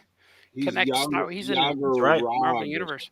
I wish they were blue in the movie. Well, would've been Jason cool. Isaacs was one of the other Watchers in What If, and he was the first Captain Lorca from the first season of Gotcha. Discovery. Good. If a Watcher showed up with like a new tie or something, and they're like, "Hey man, that's a cool tie," and he says, "You like my swatch? You could call me the Swatcher." Watcher. Well, You think- that's bad. You think they're going to That's- drop the trailer? That's not even a contemporary dad joke. That is an '80s dad joke. The Swatcher, you like my watch? Watcher. Want to hear the most bland dad joke? I was at this party Yeah. last night, Uh and they had a taco bar. spread out there, and they had one pot was ground beef, and one pot was shredded chicken. But the shredded chicken looked like maybe it could have been pulled pork, like for a sandwich or something, because they did have those. And I asked this one older guy, I'm like, "Is this chicken?" And he goes, "Yeah, without the feathers." And I just like stared at him for a couple seconds, and I'm like, "Thanks." And then Did you hit him? Did you Yeah. throw a That's taco at creepy. him? it's like, is that supposed to Yeah, be I a would've punched joke? him. Or is it supposed to be like what? Like I didn't even understand that. The guy's like 75 years old. Yeah. Just tell I him hear the pulled pork doesn't have feathers either. I'm not even going to tell the joke, but I had a guy give me a dad joke, and then he had to like pull out the blueprints and show me the design of the joke. I'm like, no, I got it. It just wasn't that funny. I don't know how to break it to you, man. Jesus, you're tough. And I'm like, no. As I was telling Franco about it too, it's like, no, man. I go, I'm sorry. I if you can't write better than Bazooka Joe, you got no business telling jokes. You got to walk away. When I have a joke and it lands poorly, like really bad, and I go into explaining it, and they're like, "No, you don't have to explain it. I just keep going because it just makes it funnier for me." Yeah. I just Exactly. pants. I told Nice. my wife I married her for her looks, but not all the looks she's been giving me lately. Oh, Oh, Hey now. Oh boy. Hey now. Oh, He's here all week, everybody. Enjoy the veal. Oh, I got man. more. Grown. Creature Commandos. yeah. I really, really liked it. I'm sorry it was only 7 episodes. I was impressed with how much misery beyond the violence and sex that was in there, which I absolutely appreciated. But man, I'm just heartbroken over Nina, Aqua Girl, Lagoon Girl, if you will. Lagoon Boy Oh, girl. Lagoon Girl. Yeah. She's in there, huh? Yeah. Oh, you haven't seen it yet, Arthur? No, I didn't even hover. You haven't watched it around yet at all? No, I didn't even see the icon yet. You gotta watch it, sir. Yeah, it's on Max, right? Yeah, it's on Max. It's very good. It's only 7 episodes, and they're all half hours. Tell Artie it sucks. I haven't seen that. Then he'll like it. I haven't seen that much good cartoon sex in a while. Really? Agreed. Yeah. Oh, it's an R. You know, and Artie, initially, again, all these hater channels, there's a minute at the beginning where they have like man on the street opinions from in a newscast. And I saw all these haters like, well, it looks like James Gunn has been bitten by the woke bud. And it's like, well, obviously you didn't watch the rest of not only the first episode, but the rest of the episodes, because it's really violent. There is absolutely sex going on. Oh, yeah. They make no bones about it, and some of it's even crazy monster sex. Did they show the weasel's peen?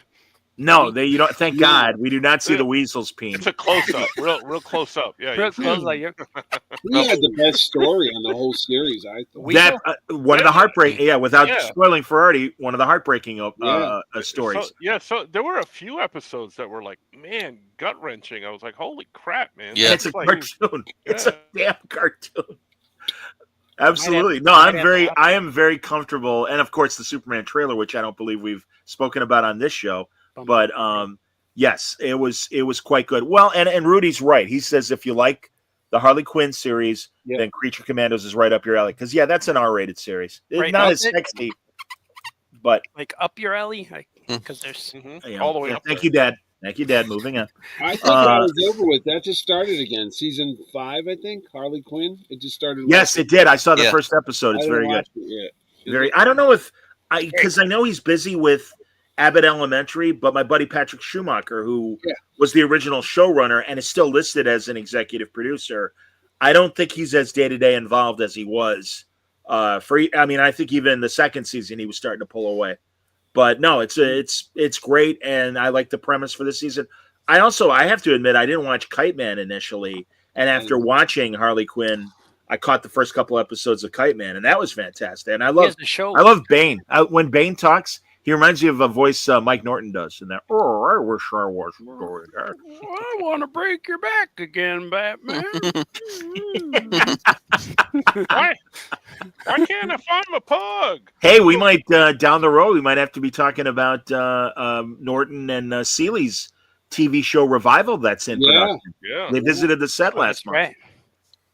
Last time I saw Mike Norton, we were talking about, hey, how did you lose weight? I lost weight too, but I can't figure out how. I know he did why, and he goes, sounds like a mystery. Are you just eating less? I guess part of it. Mystery of the weight loss. But I Creature Commandos, I got to say, I really enjoyed all the characters, including I love the Slavic princess and her knights in armor and everything. I thought all that was cool. It's honestly, Artie, it's really good. And watch it. The guy Artie that plays Romo in Captain America: Winter Soldier and later becomes Crossbones or whatever. Yeah, isn't he Crossbones? Frank Grillo. Yeah, Frank Grillo, the actor. He's Rick. Because Rick Flag Jr., who led the Suicide Squad, was dead. Put your hands together. Yeah, exactly. From Rick Flag Jr. on the center stage. But Grillo plays Rick Flag Sr., which is great because really that was the Silver Age Suicide Squad leader when they were just an army book, the original Task Force X. But yeah, so he's really good in it. So he's in the Superman movie, so they had to probably do something. Oh, is he? Frank Grillo? Rick Flag Jr.? Oh yeah, that's right. Because Rick Flag Sr. That's the other cool thing, Artie. A lot of the actors that are in the cartoon are going to play themselves in the movies, and all the Amanda Waller's crew are the same people that were backing her up in Peacemaker and Suicide Squad. What's a good thing about her crew? Tell me. The guy with the dye beard, Steve Agee. Is that John? Yes. Is that the guy with on the crutch? Yes. The Let me heavy guess. guy? He's going to be somewhere. He will be at Terrificon on August 8th to the 10th. Keep going. Wait till you talk about Superman. I got people for that too. I'm with Rudy that the GI Robot episode was probably Yes. my favorite episode too. That Rudy Hernandez from Curie High School. Yes, it is. Oh yeah, Sean he's Gunn come will in. not be there this year, but he's been in the show in the past. Sean Gunn. He's the voice of GI Robot and Weasel. And Alan Tudyk was Dr. Phosphorus. And Yeah. I love Alan Tudyk, man. Everything he does, everything. He is just, you can count on him. You know, he was Joker in the Harley Quinn animated series. Yeah. So, Rudy corrected you, Artie. He says he went to Fenwick instead. Oh, that's not my guy from Curie High School. It's a different guy, I think. That's true. Rudy Hernandez, reasonably common name. From I can appreciate Chicago. that. Yeah, it's all right. He is from Chicago, yeah. Rudy Oh, right Hernandez reminds me of a baseball player name. And Here comes Rudy Hernandez stepping into substitute. we bat. lost Bob Euchre. I was Bob sad about Euchre, that. Mr. Baseball. I knew him. Just a bit outside. Yeah. The On man. deck is Rick Flag Jr. taking his warm ups. That's all we got. One lousy hit.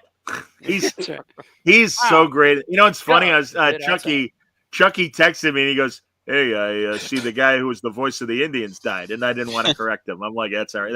I'm like, "Those are the movies, Chucky." Meanwhile, he was the voice of like the Brewers for like 50 years, but that's he's the man. No pretension whatsoever. I mean, the guy, Belvedere ran like 5 or 6 years, and of course the Major League movies, and I mean, literally was on the Tonight Show 100 times. Yeah, and stuff. Funny. The most down to earth, one of those great, that generation of athletes, man, they didn't take anything for granted. They were very reasonably humble. Most of them were. And Bob was absolutely like that the few times I got to talk to him. Just funny and just naturally funny. Yeah. Such a great guy. He ever said on Johnny Carson, he says, "Hey, Johnny, it's easy to play a game of baseball sober. Try doing it when you're drunk in the summer heat." I was like, that's funny. That's best thing I heard, I was telling Franco, and maybe you heard this too, Mitch. But Artie, when they do team photos and stuff. Yeah. This was in the 60s. And as a joke, it was I think it was Bob Gibson. It was either Bob Gibson, and it would make sense that it's a pitcher and a catcher. But in the team photo, they were out in the open, but they held hands. Oh, did they? And this is in the mid 60s in St. Louis. And so the photo gets back to the team. They're like, "All right, we got to take the photo again. Yeah. Guys, what are you doing?" And they totally were. And I just love that they're holding hands. That's cool. A guy's popular when they don't even have to say his whole name. They shorten it and add a the, Uke. like the Uke. Yeah. The Hoff, the Uke, Mitch, Chemdog's right. Bob's interview with Andre the Giant was priceless during one of the WrestleManias. I was saying to Franco, his acceptance speech to the WWE Hall of Fame was fantastic. Just in general, in anything he was talking about, I remember a clip on Johnny Carson where Carson showed like when they won the pennant and they're pouring, juice or champagne on Bob Euchre, and he goes, well, this is a pennant win. Tell us what was happening here. He goes, oh, well, all the guys were celebrating because I didn't play that day. Yeah. Let's. I think it was on MSNBC on that Morning Joe show where someone's like, great broadcaster, great ball player, and one of the guys like, actually, he was not a great ball player. He was a career 200 hitter, and he was lucky to play for the 6 seasons that he did. Yeah. And it's true. And he made no bones about it, man. What did he say about that? He goes, a 200 hitter, and I'm so esteemed and proud to be associated with another 200, a bowler or something like that who had over 200 or something like that. He compared himself to a bowler. So. That's funny. He's the man. No, and again, he made it to 90. God, and my heart broke for him because the Brewers made it to the playoffs, and it would have been nice if you got a chance to call, a World Series or a league championship game. So even Ricky Henderson too, not too long ago. Yeah, no kidding. Only 65. That scares me. Yikes. Oh wow, that's right. That's bad. And he played forever. Yeah, because he played in the minors like a good 15 years after his major league career.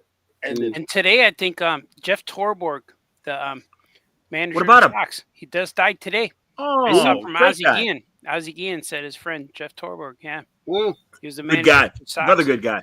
Man, Yeah. I've had the pleasure. Yeah, he's a good man too. Yep. No, I'm with And you. we're losing him. Baseball, man. I know. Can't wait for the season though. David Section. Lynch. Yeah.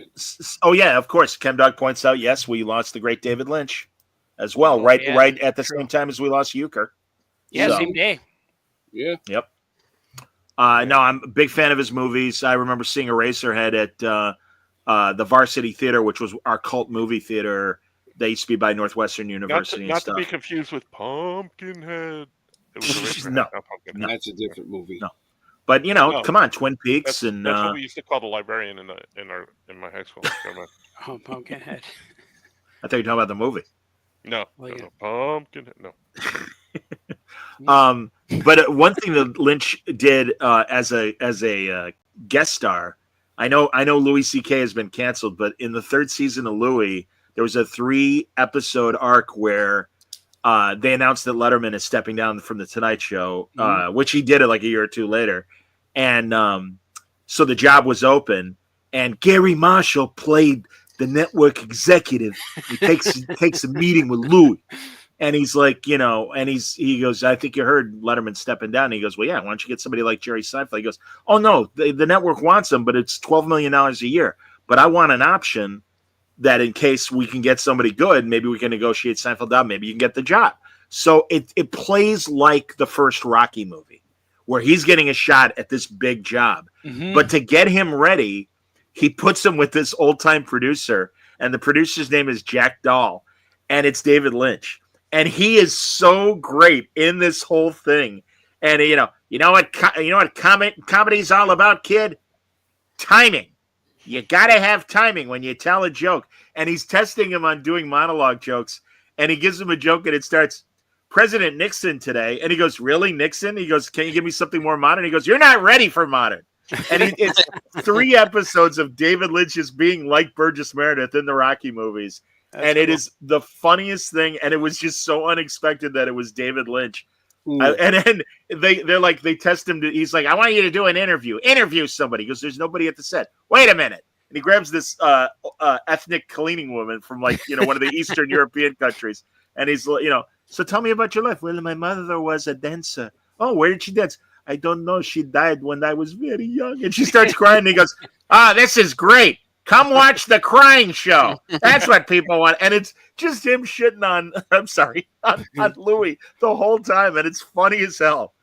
So, yeah. He was, seek that out. He played John Ford, not Glenn Ford. Yes. John Ford in the Fablemans. That's right. Spielberg movie. Very funny. Yeah. Great. No, he's the man. He's the man. But again, another man, good run. Probably shouldn't have smoked. I'm sure that might have contributed to the death. We don't know. He had a good time though doing it. Yeah, he had a good run. At it, He did. He had a good run. You could either live 30 years longer and be miserable, or just have a great time and go out early. So Section 31 is coming next Friday, real fast, and we talk about other stuff too. But I just wanted to make sure we hit these things. Michelle Yeoh and reprising her Empress Giorgio character from the Mirror universe and stuff. I got to tell you, the trailer's really, and I know Artie and Scoot don't care about this, so I'll keep my comments brief, and we'll talk about it more on a Trek Watch when it's the three of us, the other 3 of us, and Wayne when Wayne comes back. Trek Watch, yeah. But I don't know, man. First of all, those trailers look horrible. Did you see, Mitch, that the co-star was on record saying, I don't know if this is going to make a lot of traditional Star Trek fans happy. I can't remember his name, but he's in the trailers. He's got like cybernetic components, kind of like X-22 and Urkel in Skeleton Crew. Wasn't this supposed to be a series, and then they just made it into a movie? I mean, I thought it was supposed to be a TV show. Yes, well, but then Michelle Yeoh wins an Oscar. Oh, that's what happened. Okay, and also again, I know we're getting definitely season 4 of Strange New Worlds. It's starting in the spring. I'm reasonably certain we're getting season 5, and maybe we'll get a season of this Starfleet Academy. But once Skydance is firmly in place, the things I'm hearing is they're not going to renew Alex Kurtzman's contract, but it would cost too much money for them, given their financial position, to buy him out right now. That wouldn't make sense. So they'll let him burn out what he's got left, And I guess Franco and I were talking about it earlier because he said Becky Lynch is part of Starfleet Academy, right? Becky Lynch, am I saying it right, Francis? Yep. And yeah, so then that she hasn't been on any wrestling stuff lately because I wasn't sure if it was already in production or not. But if it is, then we will probably get one season of Academy. But yeah, I again, I think the writing's on the wall with new Star Trek. Not as bad as new Star Wars, but or rather, let me take that back. Star Trek is worse than new Star Wars. At least Star Wars has had things like Skeleton Crew, but yeah, I don't know, man. But the cast of that Starfleet, you got Robert Picardo coming back as the Doctor, which seems interesting. Yes. And then you got my boy Paul Giamatti, who's not coming to Perfect Company. He lives from New Haven. But, nice. Yeah. And Holly Hunter. Holly Hunter too. Yeah, no, I saw something with Paul Giamatti. I think he plays the bad guy, and I think he's only on one season. Yeah. Yeah. There you go. And that's usually the case with guest star bad guys. They only do a season, usually. You know. But yeah, I'm sorry. The trailers look ridiculous. I'm intrigued because also the captain of the Enterprise C.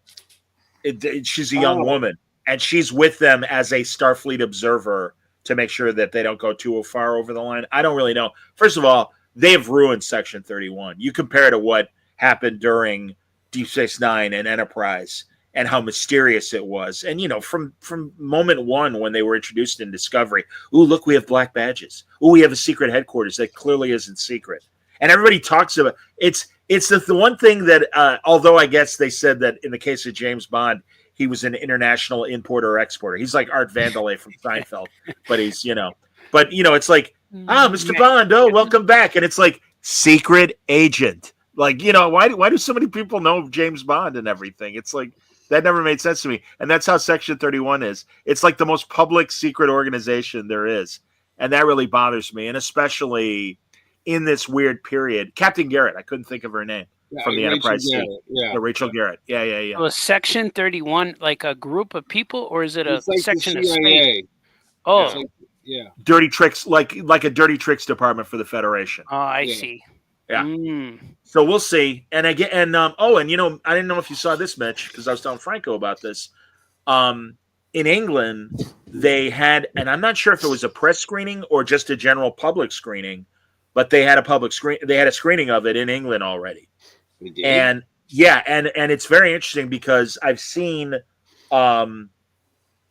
people that were at the screening and they didn't do a critique because kind of like with crappy movies, Paramount's like nobody gets to say anything until after it airs. And there were literally like a list of things they were not allowed to say about it. So all I got was a general sense. I saw a British woman who said it was funnier than I expected, and that she compared it to like a cross between Guardians of the Galaxy and a Mission Impossible movie. And then I saw the guy that's with Chris Gore on Film Threat, and he liked it a little, and I'm like, all right, whatever. And again, we'll watch it just like Fantastic Four, Francis. I'll go see it, and I'm hoping for the best.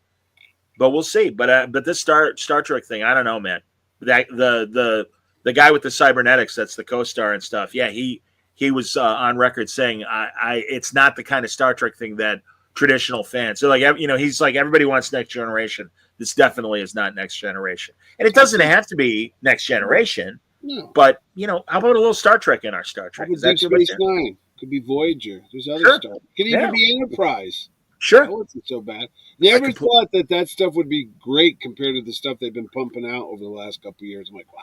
Yep. Yeah, I mean, I liked Enterprise enough, but no, I agree with you. Now compared to the new stuff, my God, it's a classic. So what if this Star Trek that your section Star Trek was like? What if it was somebody's first Star Trek? Would they like it? No, we'll see. Well, actually, if they come in completely cold, we'll see how much they explain, because it is you do kind of need to know a bit about Discovery's past, because Michelle Yeoh's character is a alternate universe version of this woman who was the lead woman on Discovery's captain in the first two episodes. and then, or at least the first episode, and then somebody from this alternate universe shows up, and I mean, she's been described as Space Hitler, and that's not a pejorative because she's the ruler of this alternate galaxy, and she has people killed left and right, and it's kind of a Roman situation where you have to kill to rise in power and stuff. Nice. But also, we mentioned one of the Terrificon guests that are coming, Saru. Yes. Help me. Say his name. Say his name Doug for Jones. me. Doug Jones. Doug Jones. You see, when Burnham goes to this alternate universe, and that's where she meets this version of Michael Yeoh or Michelle Yeoh, and she's eating somebody from Doug Jones's race.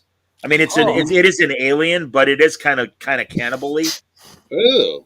And yeah, and it's like, and they're like, and now all of a sudden she's an anti-hero, kind of like a Punisher or something. It's like, no, BS. But Scoot, they had a taco bar with that guy. Like his parts. Shredded Saru without feathers. Yes. It was always something I needed to know. Like I didn't know until the Mego action figure came out of the characters. Which why one? is that woman called Michael Burnham? And That's good question, Artie. Good. Just because, Artie. His man's name could have been James. Well, you might remember Michael's not a man's name. It could be either or. Well, yeah, it's rare, but like, there was the actress who played the mother on the Waltons, and her name was Michael Lerner. Yeah. Really? Yeah. Okay. Right. So it's not completely, but it did kind of seem, hey, look, we don't care about gender, and it's like, fine, that's okay. You don't have to be so demonstrative about it. They could have named my whole issue with that is Michael Burnham is suddenly Spock's sister, and like hell really? yes. Where did this come from? Like from the very get-go. Like you're like, no, she's not, Artie. She's from Earth. No. She adopted. Yeah, supposedly adopted, and it ruined Spock. It ruined Sarek, Spock's dad. Is Spock from Earth, though? I always point out in Star Trek 4 at the end, when they redeem themselves and they get the whales to come in the future and everything, there's a great scene with Sarek and Spock, and Sarek was against Spock joining the Federation or Starfleet. He wanted to be at the Vulcan Science Academy, and there's this great scene with the two of them where he's like, I was against that. He goes, maybe I was wrong, and he said, these associates of yours, meaning all the Earth people from Starfleet, he's like, they're of good character. And Spock goes, they're my friends. Yeah. And Sarek kind of bristles in this like kind of country club Vulcan attitude of, stupid humans. And he's like, yes, of course, whatever. Well, Sarek seems to be delighted by Michael Burnham and how human she is and everything about her. And it's like, no way in hell is that the same guy. I'm sorry, BS. And it's funny because on Lower Decks, and maybe people in the chat know this as well, they did a whole thing about alternate universe stuff in the last episode of Lower Decks. And they showed what the Klingons used to look like during the 80s and 90s. And then because they go through this phenomenon, they change. And then they look like Discovery Klingons, which were purposely made ridiculously different than the way they were looking in the 80s and 90s. And all these fans who hate Discovery are like, well, that means Discovery's in an alternate universe. So it's not really canon anymore. And of course, all the Discovery go, yes, it is canon. And it's like, of course, it's still canon. I saw something the other day, even freakier. I didn't realize there's 3 different universes we're watching with these new Star Treks. I'm like, what? So it's the original one, because they showed Captain Pike as an example. They said, this is Christopher Pike, not just the actors obviously changed, what was his name, the first one? Oh, the original Jeffrey Hunter. Jeffrey Hunter, they said, that's the original timeline, that's Captain Pike. And then, of course, you got the movies, which has the whole Bruce Greenwood. The Kelvin universe. The Kelvin universe. The Kelvin universe. And then they said there's another one, which is the one we watch on Strange New Worlds, which I thought was the Kelvin. No, I thought that was supposed to be the original one, but they said no, that's not the original universe because certain things they were shown, and Michael Burnham is an example of it. I'm like, so there's 3 separate Star Trek? Yeah, that's no. There's only 2. I didn't know that. That's a fan theory. That What is a about the fan. Chakotay universe? Is there a Chakotay universe? No, well, and it's interesting, Artie, Where's because he at? honestly, Chakotay's in Star Trek Prodigy and quite good in it. And Oh, he his whole comes back? story. Yeah, and same with Janeway, too. Is that a cartoon Prodigy? Yes, Yeah. it is. Yeah, but it's okay. very good. It's It's very it's good. on Very good. Netflix. Yeah, 'cause it's on Spock- Netflix now. That's the Spock only one I watched. inadvertently- He created the Kelvin universe by going into Right. the red thing. That's That's how that right. happened. Well, there's a third theory, Mitch, that when the Borg, sorry for non-Star Trek fans, Yeah, Artie and Scoot, I but like when the Borg went back in time, right. that screwed up the timeline, supposedly. But Yes. again, that's a fan theory. And that's Mm. why, again, when I was talking about Skeleton Crew and I was talking to Gigantic Jeff, and it's like, well, I think, and I'm like, I don't care what you think. Is there an official? And again, I didn't mean, I'm like, and really, I apologize. Really, I'm like, I'm not saying that you don't have a valid thought, but I'm like, I want to know, did Star Wars say this is when Skeleton Crew takes place? And they did. So I'm like, all right, Yeah. I just wanted it official. Don't leave it nebulous. Because I timeline also is there. wondered regarding Skeleton Crew if they were, when they passed whatever the barrier, that there was Yeah. time travel involved or something. I thought that was there my at initial thought. first. Oh, Yeah, I no. thought they would travel Yeah. through time. I was like, Yeah. oh. Because when they went to Barrier? that planet that was all destroyed, I said, oh, maybe they went into the future or something, but that had nothing to do with that. That was And just a also- I don't think misdirect. they And did. also, again, with the Old Republic credits, it's like, Right. well, yeah, maybe these are from the past, you know? So, anyway. But yeah, Yeah. so we'll see what the mess looks like for Section 31, and we'll when everybody's back in town, because I know Wayne and Mitch will be on assignment next weekend. We So, I am. in Florida. No, not Gigantic Jeff, No, but yeah. I miss him. No, though. Tom, I got a question for you because I was at Franco's shop in New York the other day and I met a fellow that worked for Marvel and he was talking to me about, that show. Sure. Terrific, huh?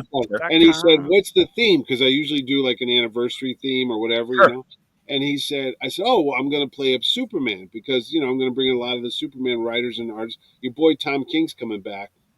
Just announced that. Yay. But he says, what do you mean you're not doing a Fantastic Four? And I go, oh, geez, you're right. I totally forgot that 2 weeks after Superman comes out, the Fantastic Four gets released. I'm like, Really? yeah, it's like February 11th. No, July 11th is Superman, and July 24th is Fantastic Four. Wow, nobody Okay. knows this. This What's isn't even gonna go? Who's gonna win that battle? And I'm like, man, that's gonna be an interesting. That's true. That's a good point. But everybody What's it- doesn't know that it's secretly a crossover. Well, what's your really? money on? Like What that do you Alex think's Ross gonna- giant comic What they do you did. think's gonna do better? Superman. I think Superman. I think Superman? more people Yeah. are going to see Superman, and more Right. people are going to make videos about how much Because, they hate yeah, it, and they- then they're they- going to love Fantastic Four. They released I think that's the- going to happen. I can't think of in modern relative time how big of an impact the release of that trailer was because people Yeah. stopped working to Yeah. watch Yeah. that trailer. There was like work stoppages. Yeah.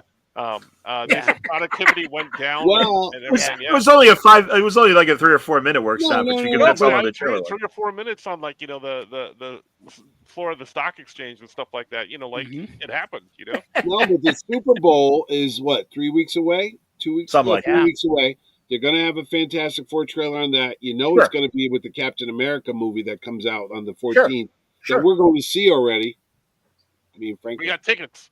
Yeah, Nice. Really? February- Valentine's Day. That's where Yeah. I'm going. I'm Going? going to hold his hand. Yeah. I gonna love do- you, slave boy. You're I'm gonna- taking you to Captain America. You going to play the popcorn trick on Franco? No, Oh. not the diner trick. I, no. I haven't seen it yet, but I Gonna need read a about. bigger I don't remember bucket. which popcorn bucket.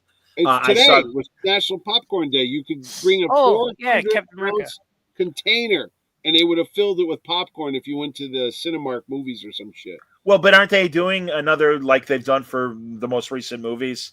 I'm sure Oh, they're designing a the special buckets? container. Yes. Yeah, a new bucket. There's a Man, bunch I'm of telling you, when the archaeologists of hundreds of years from now dig up, if the planet still exists, dig up the landfill with all the popcorn buckets and stuff, they're going to be Right. very confused. They'll find this and think it's the Holy Grail. Exactly, Are they for real. Exactly.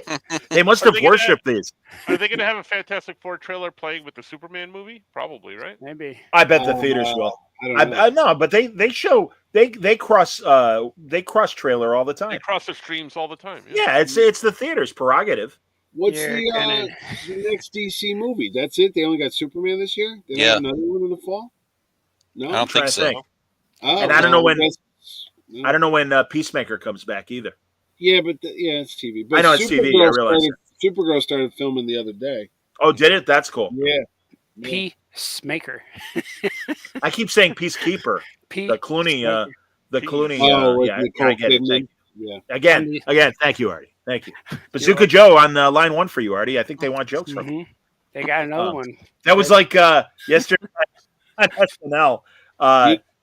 They had a joke about Dave Chappelle said he goes, yeah, my son claims he's OCD. I said, oh, CD's nuts.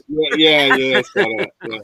And I forget and he said what was the one that Marcelo said about his son with vegan? Oh, he said, I can't remember what it was, but it was funny. Vegan to eat this or something like that. Yeah, something. I don't I'll tell you know what sketch was really bad? I couldn't believe they even put it on. Was the whole thing about they were in the police station and the guy was describing his girlfriend and what's the guy been on there for like 20 years? Oh yeah, Keenan. Yeah, Keenan Ivory, whatever. Not Keenan Ivory, but yeah, Keenan Thompson. It was just a bad story. It was. This amateur hour. This looked like a high school production. My wife's going, "Is this legit?" I go, "Yeah." It's a sketch, man. But that was a kind of misfire. But I gotta say, man, I was really this season, and I'm a comedy jerk. Yeah. Let's be honest. Drop the comedy. I'm a jerk. That's not funny. But no, I am. I'm a hypercritical guy when it comes to comedy, and really, this season has been really good. Yeah. And I mean, Chappelle was great, but man, he had a 17-minute monologue, so I bet they cut a few sketches. I bet they did. Can I ask a question? What kind of time paradox do we live in when Kenan Thompson has been on Saturday Night Live for 20 years? 21 years. But he's got the new record. He beat Tim Meadows' record. I get that. I get it. But like, where did the time go? I know from Good Burger, from when he was on Good Burger and Nickelodeon. Yeah, I know, man. I think they just show up every year and he's there, and they just go, "Oh yeah, let him go," and it's like, okay, he's here. He's great. No, but if he's, he contributes. He's solid. That was a bad sketch, but he always delivers. His batting average is great. I'm not saying he's bad, but in the grand scheme of Saturday Night Live character or actors, I don't think he'd even come into my top 20. He's just there. Oh, I honestly, I hear you, Mitch. And honestly, we're only a month away from the 50th anniversary show. They're going to do that around the same time as the new Captain America movie. But that's a good discussion to really sit down and do. And I don't disagree that I could probably come up with maybe 10 other actors before I get to Kenan, at least. Yeah. But that said, as I always would say when people would compare like Oscar De La Hoya and say, well, how is he compared to the other great middleweight or welterweight champions? And I would always say he's in the team photo of the all-time greats, but he better be in the back row. Yeah, and that's not a pejorative about his color at all. When I said get in the back of the bus, Kenan, but no, that's not what I mean. That's not what I'm saying. But he's. I mean, my God, I can think of a million great Kenan things, and he kind of is in that Phil Hartman range of you could put him in anything, and he's going to say something funny. He's going to do something funny. Yeah. So I have a lot of respect for him, and I've seen him in interviews, and he said no, because they've said, he goes, well, don't you want to do everything else? He goes, this is what I really, even as a kid, I wanted to do sketch comedy. Why would I leave when it's the best forum for sketch comedy in American entertainment? And it is. You know who the funniest, the new person is? She's the real skinny. Sarah Sherman. Yes, she's great. She's great. The vampire thing this week, and then she did Rachel Maddow or whatever. Yeah, she was good as Rachel Maddow too. Yeah, no, she's really talented. I like the one from. She did a thing last season where she had eye surgery, and she got like on stuffed animals. She got googly eyes, and they looked like the plastic. And when she'd move her head, the eyes would bounce around. She's like, "How come nobody's talking about my eyes?" And it's like. And then she goes, well, I got to keep my old eyes refrigerated. And she reaches in her pocket and she pulls out eyeballs. She's like, oh, God. She goes, maybe they're bad. She goes, do you think they're good? Smell them. And she's holding them to people. And that's her brain. She's nuts in the best way. Here's an easier one to do. To forget all the cast people. If you just had to do Weekend Update with the newscasters. Yeah. Who's in the top, I think you could do 10. Who's in the top 10 weekend update news anchors? If you had to think of all 50. I don't have in any particular order, but Norm Macdonald certainly is one of the best. Norm is yeah. good. Yeah. I never liked Chevy, but whatever. That's Probably another- Kevin Kevin Nealon's was- good. Kevin Nealon was good. Kevin in there. Nealon was Nealon decent, was good. but I can think of others that were better Dennis than Kevin Miller. Nealon. No, you Paulie's can't. pretty good. Dennis Miller was great. Dennis You Miller know, was Kevin good. Nealon was Myers. better. Hey, Than, man. Seth Myers. No, he wasn't. he was not funny. like Go Dennis back and watch Miller. Kevin Nealon's. He was I good. like Kevin Nealon. Kevin And again, Nealon- that's your opinion, but You want to hear a good story about Kevin Nealon? Yes. His cousin built this house that I'm sitting in. Kevin Jimmy Nealon's Nealon. cousin. it's not that great of a story. Yeah, but- well, it is. And Jimmy Nealon's going to be at Terrificon.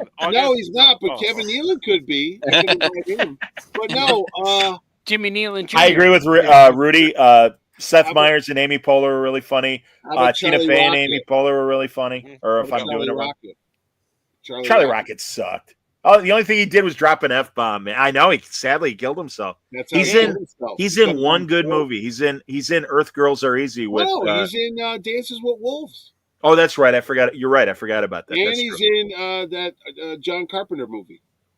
Not John Carpenter. The guy Halloween? from Mars. Jack The guy from what? What was the guy? John Carter. John Carter of Mars. He's in that movie. I didn't know that either. Wow. Yeah. I thought he was Yeah. dead by then. The best Interesting. He's friends in it. movie? Colin Quinn was all right. Andrew says. Was he I'm the with. host? Oh no, he was the news anchor. Colin Quinn was. Yeah, he was. He followed. Yeah. He followed Norm. Yeah. When they fired Norm. Yeah, he was fun. Jane Curtin and Dan Aykroyd. That's a Hilarious. good one. Come That's on, they good. were point counterpoint. Give me a break. That was hilarious. Who was Very, it very fun. after they left? Who was it when Eddie Murphy years? Who was in charge? Who was in the news? John anchor? Belushi was good Um, in that show. Oh, Yeah. no, and yeah, I got it was Brad Hall. Oh, Julia Louis-Dreyfus' yeah, husband. Yeah, no, I didn't like him. No, he wasn't. Yeah, he was just. Although when Tim Kazurinsky Yeah, would he play was- the doctor, and Yes. they'd have like all the different sexually transmitted diseases. It's like hookers get herpes, and if you get it at 7-Eleven, you get Slurpees. Oh, And- that's good. Speaking of What was which, Was Jimmy Fallon? Oh no, it was the Yeah. girl. What's her name?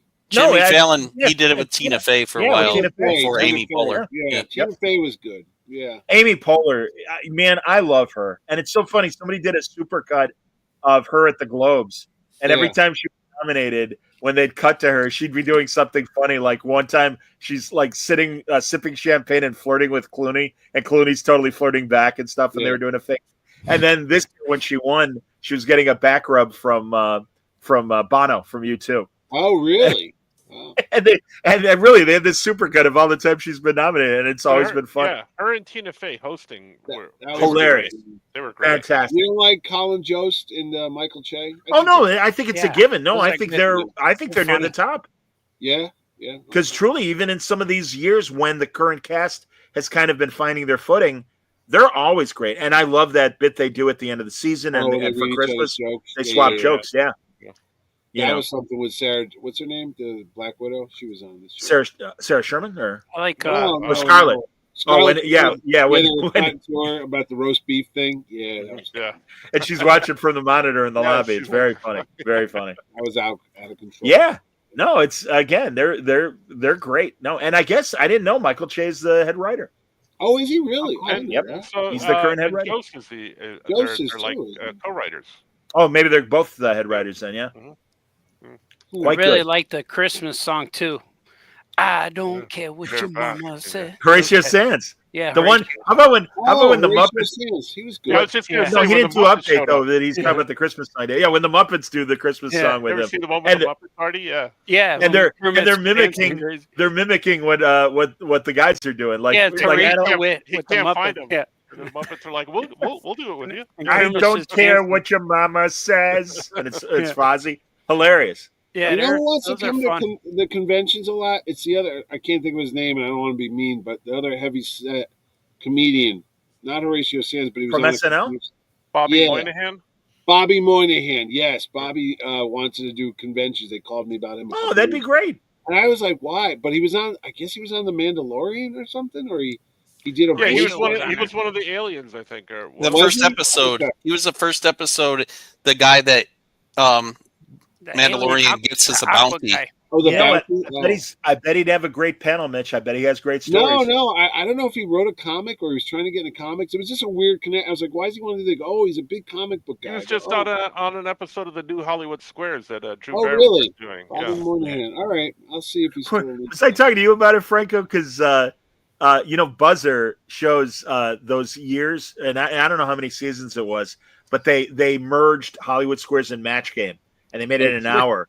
Yeah, so that was the later years. Yeah. yes, and Gene Rayburn was still hosting Match Game, but Bowser from Sha Na Na was the Hollywood Squares host, and he would be one of the celebrities on Match Game, and then they do this Hollywood Squares half hour, and he would host, and it's peppered with these sitcom secondary, like people like Bobby Moynihan, and it's like you watch it now, and it's like, oh yeah, she was the comic relief on the Richard Mulligan, Christy McNichol show, Empty Nest, and it's like I have no idea who this person is. No, but, hello, stars. The same thing with the new one, but the center square is Drew Barrymore because she's really? producer. Yeah. Ooh. And all right, Rudy and Matt have an answer about why another reason to have Bobby on. He's doing voice work for Disney shows. Oh, okay. And Matt says he was also in the DuckTales reboot. Yeah, he was the voice of Louie, I think. Huey, Oh, Dewey, he's a and Louie. voice guy? Okay. You know who I do have coming was from Saturday Night Live ripoff, who is a voiceover actress, and she's from my hometown of West Haven, Connecticut, Melanie Chardoff. Ooh, I love Melanie Chardoff. Oh man, Fridays. I was gonna say I want Friday stories. Mitch, if I don't get Lindsay Wagner, I'd be very happy to talk to Melanie Chardoff. I didn't even mention Lindsay Wagner, but yes, she will be coming. I'm sorry, Mitch. I didn't mean to. I apologize. Along with. Sorry, buddy. What do you got? Along with who? $6 Million Man. I'm doing. Is he coming? Is Lee Majors coming? Lee Majors is coming. Oh my god! Oh man! It's such a goddamn good show. I want to buy a ticket to it. So I'm gonna have bionic orgasms. You gotta be careful. Don't tell Johnny this. I'm sorry, Mitch. I'm so sorry. Don't tell Johnny the $6 Million Man is coming because all the blood will rush out of his head and he'll faint.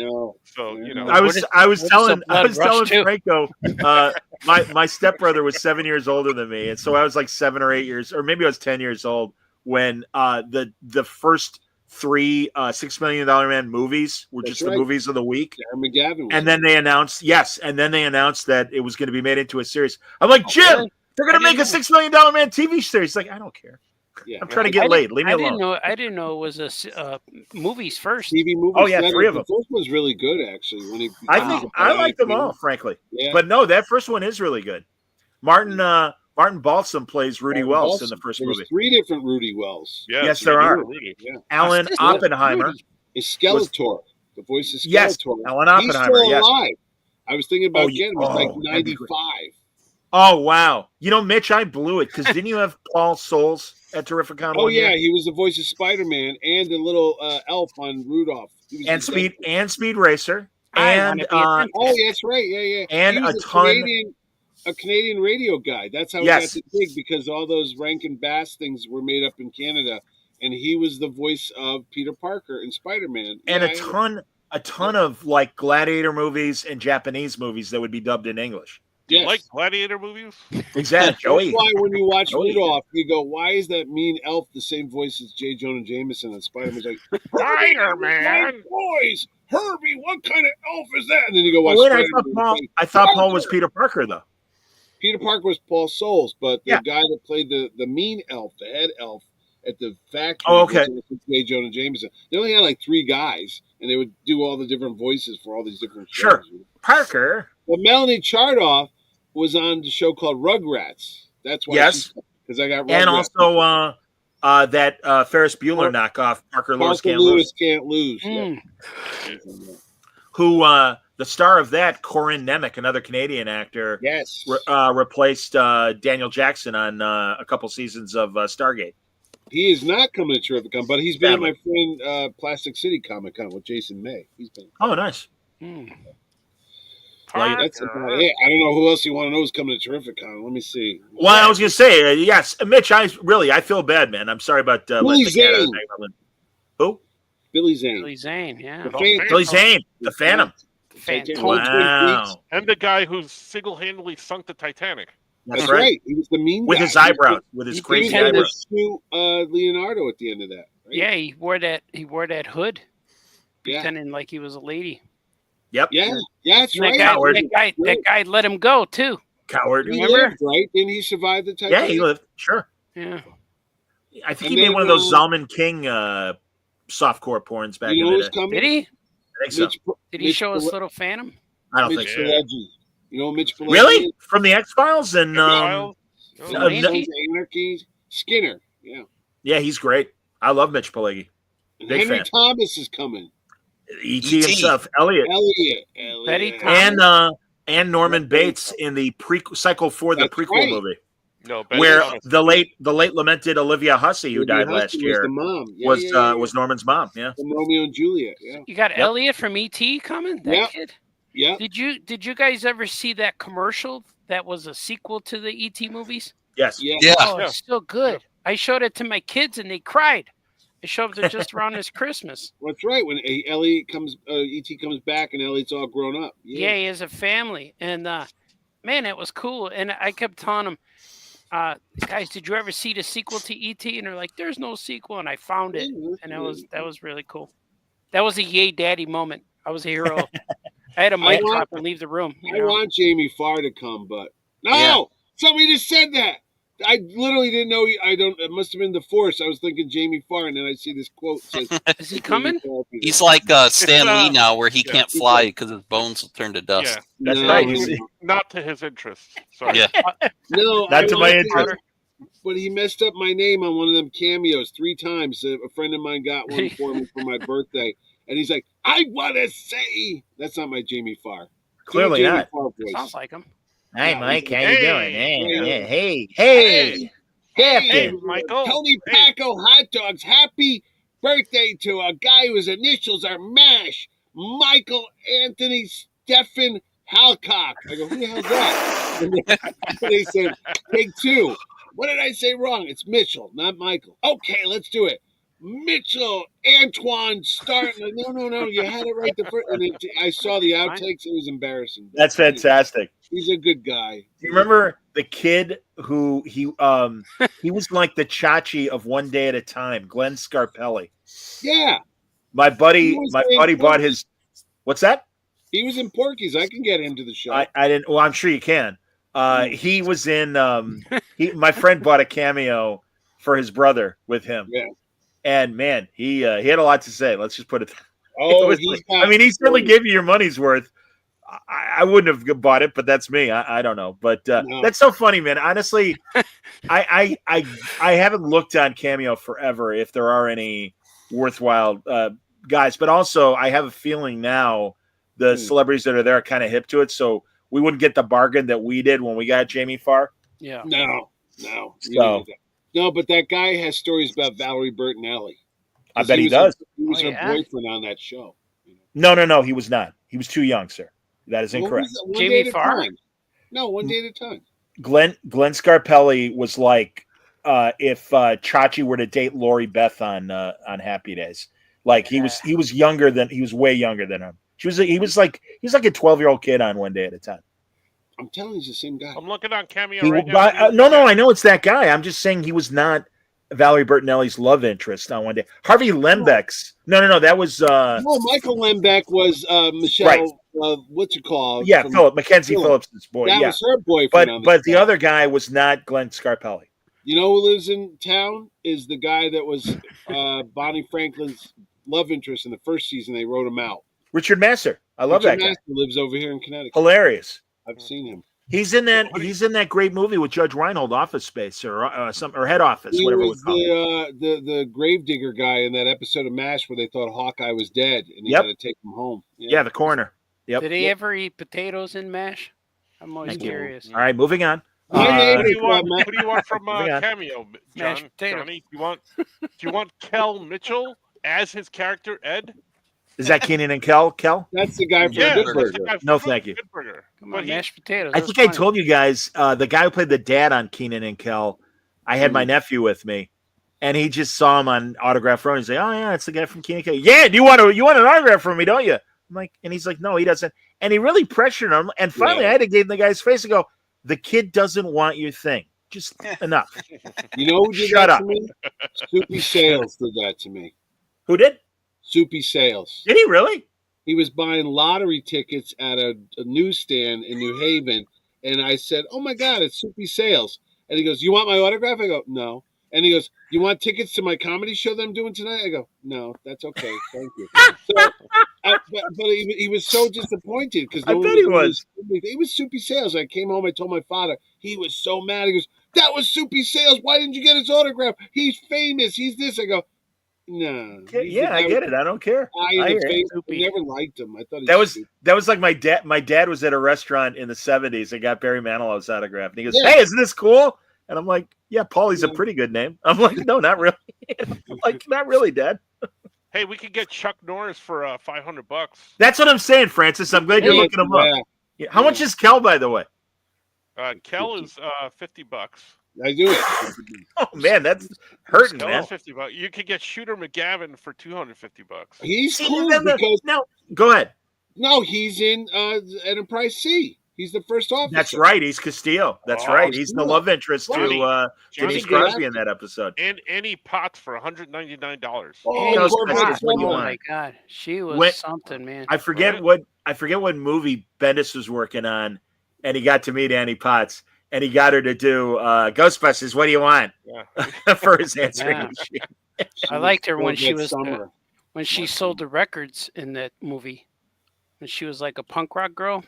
Yeah. Man, what Yeah. movie? Was that Empire Records back in the day? No, that- that's was the it one Pretty in with, Pink? John Cusack, no? The Yeah, record Pretty in store? Pink. I Oh, maybe it think. was Pretty in Pink. Sure, John Hughes Yeah, movie. she No, was- man, High she was Fidelity. Or was it? No, she's No, not. it was- She's not in it was- High Fidelity, sir. It was John. It was Pretty in Pink. I think it's Pretty in Pink. Wow. Yeah. Yeah, but my kids were into that, and I said, we're talking about crushes, and I told her that she was dreamy when I was a teenager. Oh, yeah. And my Oh, daughter no. looked at me and like did the face, really, like that, like you know, She's an old lady Annie now. Potts, yeah, because That's she's fine. because Annie Potts is young Sheldon's grandma now. Yeah. Right. Yeah. Right. Show, She's right, good. yeah. She was funny. Yeah. No, she's good. I Annie like How her. about Potts, how about she's Eric still- Braden? Victor Newman from The Young and the Restless. Well, not only that, but now Mitch, honestly, that's a guy you should get because he's in Escape the Planet of the Apes, and he's the bad guy in that. Oh, that guy? He's still Yep, alive? and Colossus, He's the still Forbidden on Young Project. and the Restless every week. Yeah. Yes, he is. No, he's I thought, and I thought and he's no one left. he's the Nazi in. I gotta watch it because I know literally when you say the N word and that Yeah. not the other N word, but this N word, Might as that's well like say all of them. demonetizing and stuff. But he's Yeah, the bad that's- guy in the Rat Patrol, World with War II Gio, with, I used to watch Rat with Patrol. Christopher George and everything. Yeah, Yeah. yeah. You know who and wants he's- to come to the show? George. He wrote me a letter the other day. The guy that Oh. played Nuclear Man in Superman 4. Yeah. that would be Hello. hilarious. Mark Yeah. Pillow. Is that his name, Mark Pillow? Yeah, Mark Oh, you Pillow. know. Well, yeah, he wrote me this long letter about why he should come to the show if I'm Yeah. going to be celebrating Superman. I go, But he's got stories, man. And Of what? he has an action figure come out. They're finally making a Nuclear Man action figure. I think Amigo? Spin Masters is doing it. It's going to be a 4-inch scale Cool Spin movie. Masters That figure. movie was horrible. Of course it is. I But tried that's to what makes watch it it. It's interesting. good. No, there's a guy on YouTube that added all these deleted scenes and storyboards that they Yeah. because the original cut was like 3.5 hours and they Yeah. cut it down to 90 minutes. And Ordway was telling me, "Oh no, there's an original story because they read it. They had to do the adaptation." They said Sure. there was good stuff in it, like Bizarro was in it, but Yes, it was over the top, man. I mean, of course it was. oh, Well, and it was the Globus brothers, yeah, the Israeli, the guys in charge of Canon. And Yeah. by the way, that's a fascinating documentary, the history of Canon films. Really, you know why really. they took money away from that movie? They went and put it Yeah. into He-Man, Masters of the Universe. That's why. Yep. 'Cause they So- wanted He-Man. Yep. I met him, Wow. Franklin Joe. Wow. Wow, ice cream. Wow. What's that? What's Mitch? Scoot, we can't hear you. Oh, I got to get going. Okay. I got to get up early tomorrow. I got to work. That's why you're the best in the business. That's right. Yeah. Oh, yes, All right. Thanks for having me on. We've Later, been on buddy. for Follow me when you you see me. Yeah. See ya. Okay, bye-bye. Later, Steve. Look at that Star Trek program from the original movie. Oh, I like that. There was a guy at San Diego for years that would sell those stuff like that. And I got the one for Can't Stop the Music, the Village People Oh. movie with Valerie Perrine and Bruce Jenner when he was still Bruce Jenner. That movie- I Station Zebra and the Superman one. Can't Stop the Music is a huge hit in Australia, and they play it every New Year's Eve just before midnight, believe it or not. Really? Because my friend Ed from Australia loves that, and I was like, "That's the worst movie ever." He goes, "Oh my God, no! It's literally on the TV channel." Well, like it's we have- it's schlocky, like it's like cult movie because how ridiculously bad it is. Man, she was Valerie Perrine, great documentary about her, and sadly, yeah, she got MS. really bad, Boy, really bad. And she actually, I had private messages from her on Twitter Oh, because yeah. I had her, the filmmaker who made that documentary about her life, and I said I didn't know how sick she was because the last time I saw her, she was on that boxing FX show called Lights Out, where she played the main guy's mother and was Stacy Keach's ex wife and everything. yeah. And she's like, "Yeah, John, I'm really sorry. I'm very sick." She goes, "But please have Stacy, the filmmaker, on." But man, prior to Can't Stop the Music, she was really on top of the world, and her film career was really like big, and she was working with big people and everything. Did you ever see the making of Superman? Did you ever see the books, the pictures, the T-shirt she would wear? It said "Another day, another 100,000," and she's got a picture of a little thing there. Oh yeah. You never saw that picture? A little quite attractive. Kind of it's a naked person doing something, grabbing parts of their body, and it says "Another day, another $100,000." Oh Yeah. Whoa! That's All right, so Grabbing an I got area. another cameo update. We have to Please. decide. We have to decide. So, would you rather get a cameo from Barry Williams or Danny Bonaducci? Which one? Barry would you Williams, Greg That's Brady. Greg Brady. I've met him. want? Yeah, Greg Brady or 500. I bet $500 for Greg Brady. Greg Brady is $150. Oh, that's Wow. reasonable. Danny Bonaducci is only $69. You know, Wow. the Dooch is he's not well. I heard he's No, hurt. yeah. No. Yeah. Bad. I'm a I fan knew of him him- from Chicago radio. Yeah. I knew him in the '90s when he was here doing Chicago radio. Yeah, good guy. Take Nice guy. that. Yeah. We No, were- 'cause we were- Barry Williams has got a new reality show about the Brady Bunch. Well, and also he and Christopher Knight, Peter, Yes. they're Yes. doing. I guess they're doing like a break. I don't know if it's one contest or whatever. I think it is only one contest. But they made a house. The Brady house. They rebuilt the inside to look like the Brady house and everything. But nothing works in it. It's all kind of like like there is like an oven, but it's not connected to anything, stuff like that. But that said, there's like a contest where 5 winners will get like a private tour with them of the house. And there's like commercials all over the place. I think it was a TV show. What's that? I think they did a TV Was show. it That Yeah, they did. restoring. I They watched rebuilt some of it. that. Yep. Yeah. Like this old house type of Yeah. thing. They should do both guys. They should bring Bonaducci on their show. I used Right. to have Peter Brady used to come to our office in the 90s because he was in charge of a software company. And I remember the first time it happened, they go, "Hey, Peter Brady's in the lobby." I go, "Yeah, right." They go, "No, it's Peter Brady." I walk out, I go, "Oh, he looks like him." They go, "No, that's the real guy." And sure enough, it was the real guy. How about he had that Joliet, America's Top Model lady that always used to come And dressed as Adrian Curry. Yeah, he used to Adrian do Curry. conventions with her. Yeah. Yeah. Yeah, Yeah. they were They're on. not together anymore. They were No, on a she's- VH1 show or something. Right, that's how they met. It was Yeah. one of those reality shows, like Big Yeah, House yeah, or yeah. whatever. Yeah, Yeah. she's Because he kinda was off like, the rails from what I because he's really ripped for his age and Yeah. stuff, and she Yeah. fell in love with him. Yeah, he was a handsome man.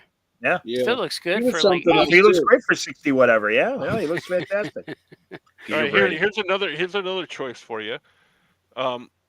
Rex Smith, Take my breath away. the Daredevil. the original Daredevil, or Jack Wagner. I love Jack from, Wagner. From Jack General Wagner? Hospital. General Hospital and Melrose Place. Jack Wagner. Well, that's right, Jack Jack Wagner. Wagner? I told you exactly. Joan Wilder, Jack Joan Wagner. Wilder? I told you when I was in the 80s when he had like 3 or 4 actual top 40 hits. Yeah, He did Lady of My Heart and True Love, I think was another one. But I had this woman who had a foreign accent when I'd host in the evenings. Her name was Olga. And can you play a Lady of My Heart with Jack Wagner? And she always say with as opposed to by or whatever. Yeah, can you play with Jack Wagner? I'm like, yeah, sure, Olga, no problem. Jack Wagner. He was Both of those guys are $100 each. Not bad. We could get all of these guys. Just get them all. Here's Just another be a one host for show. you. Here's another one for you. You want to get Patrick Duffy Yes. Or- I can get him or- on the show. or Aquaman. Emmanuel Lewis? Patrick Duffy, no question. They offered me the cast of Dallas for the show, but I said I don't think so. Who's left? Johnny didn't Well, want to talk to him. But... You don't want Webster? I would want to talk to him. Yeah, I'd get Webster. No, they would give Linda Gray, Yeah. Patrick Duffy, Charlize Tilton, or something like that. Yeah. And then or Charlene. Charlene Tilton, yeah. And who's the fourth one? Who's the last one? Victoria Principal. Oh, wow, really? Oh. Wow, Victoria Principal's doing cons? Man, she just refueled. Well, and also, God bless her, but also I would think she was making enough money from her. Maybe she's selling her cosmetics. Oh, she does you're right, makeup. No, but the guy said they did a Dallas reunion at South Fork Ranch.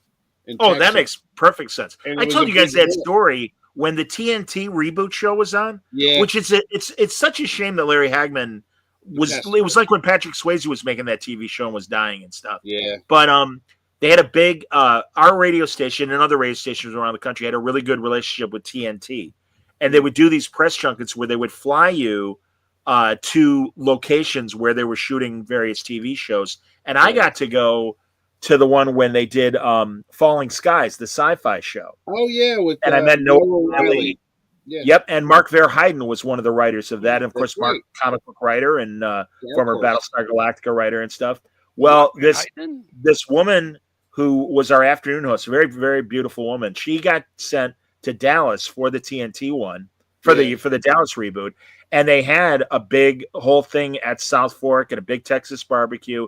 And they have what happens is Saturday they have or Friday they have a big party, and then maybe it's only 2 days or whatever. I think it is only 2 days. So Friday they have like a big party, tons of food, tons of booze, whatever. And then Saturday they make you get up early and they do the press junket interviews and stuff. And she got really blitzed and really hungover, and she interviewed Linda Gray and Larry Hagman. And she was still like hungover, and she's like, "All right, let me ask you a question." She goes, "All right, you guys, there's, obviously that show had a lot of sex on it and stuff. Come on, did you guys ever hook up?" And she's asking Linda Gray and Larry Hagman, and they're both, I heard the tape. They are very offended. And she's like, "Come on." And it's like, what are you doing? And it really hurt our relationship with TNT. And they called the radio station like, "Who the hell is this that you sent?" Yeah. And she lost her job because she was so inappropriate and drunk. And it's like, and now she's still working in Chicago radio. I won't name her now, but you might know her name, Artie, when I tell you later. But it was crazy. And that's why I got to go to the Falling Skies one, because they're like, "All right, let's get somebody safe." And also nobody wanted to do the sci-fi show. And they're like, "Sartris, you're a nerd. You want to go meet the Falling Skies people?" I'm like, "Yes, I do." And it was fantastic because Noah Wiley and we had a great talk. It was fantastic. Anyway. Wasn't Peggy Kaczynski, was it? No, it was not Peggy. No, Peggy's much more responsible. Peggy's yes. Let me ask you, JR. This whole thing, when you would have your oil wells, did they have geysers? You were real good on Dallas. What's Dallas? Patrick Ewing. What was his name? Patrick Ewing. What was it? Patrick Ewing. He was Bobby Ewing. Was he in the shower or something? Yeah, Patrick Duffy. Yeah, he was exactly. Patrick Ewing was. They killed him off for a season, and then he was in the shower. Hey, good morning. He was the man from Atlantis for half a season. Yes, I know. Mitch and I were the only people that watched Man from Atlantis. I watched it. Yeah, good. All right, Franco. Alan Fudge was on it, and I can't think of the girl's name that was there. I told you guys when I had Tim Matheson from Animal House and everything, he had a Western in the mid-'70s, and it was with Barbara Hershey and Kurt Russell. Oh, and now the name of it is blanking. Maybe somebody in the chat will remember. But I talked to him, and I'm like, "Dude, that was a great show." He goes, "Yeah, we were only on for half a season." I'm like, "Oh, I watched every week." And he went, "Yeah, until they put Charlie's Angels on up against us." And I'm like, "Yeah, you're right." Oh, that's right. Yeah. All right. Okay, sorry. The Cheryl Ladd years. No, it was Farrah. No, it was the first. It was the first season. Her, because you can get Cheryl Ladd, Jacqueline Smith, and Kate Jackson. Oh my God, dude! You should totally get them. That'd be amazing. Yeah, I don't know how expensive it is. Is it too expensive? No, I'm just saying. I'm trying to be a comic book show, not I understand. Do you need a show to get them? Do you have to have a show? No, you can just book them. No, they can come to your house. Exactly. God, I saw for an afternoon. I saw a recent Kate Jackson interview. She's still flying high. And all three of them are. Yeah. She's expanding into like trains now too. What does that mean? Was that? You know, it's not just airline. She's getting trains. Oh, too. I see. I She's see. going from coast to coast She's on the Trump's ground. new Secretary of Transportation. Yeah. Yeah, she's getting a whole Maybe. train line. Maybe. All right, know. I got two last names, two Please. names because I think I've reached the end. How about John Davidson for $50? Oh, he's still alive? Show me that Apparently. smile again. He is funny. That's incredible. Yeah, that's incredible. No, Yeah, Artie, the you were hair. doing Alan Thicke, who's dead. Yeah, Oh, that's Yeah. right. Alan Thicke. this is John Davidson. But close. Not But too this far one- away.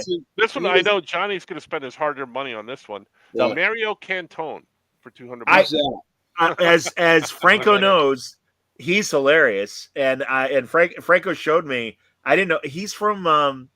He was on Sex in the City. Yeah, He's a he gay was. gentleman. Not that there's anything wrong with that. And Oh. but he hosted a kids show, Steam Pipe. What was it called, Franco? Steam Pipe Alley here in the New York area, yeah. And it was Oh, the totally Bill like, Pipe. like afternoon kids show of showing cartoons and then playing games with kids. There are tons of clips online.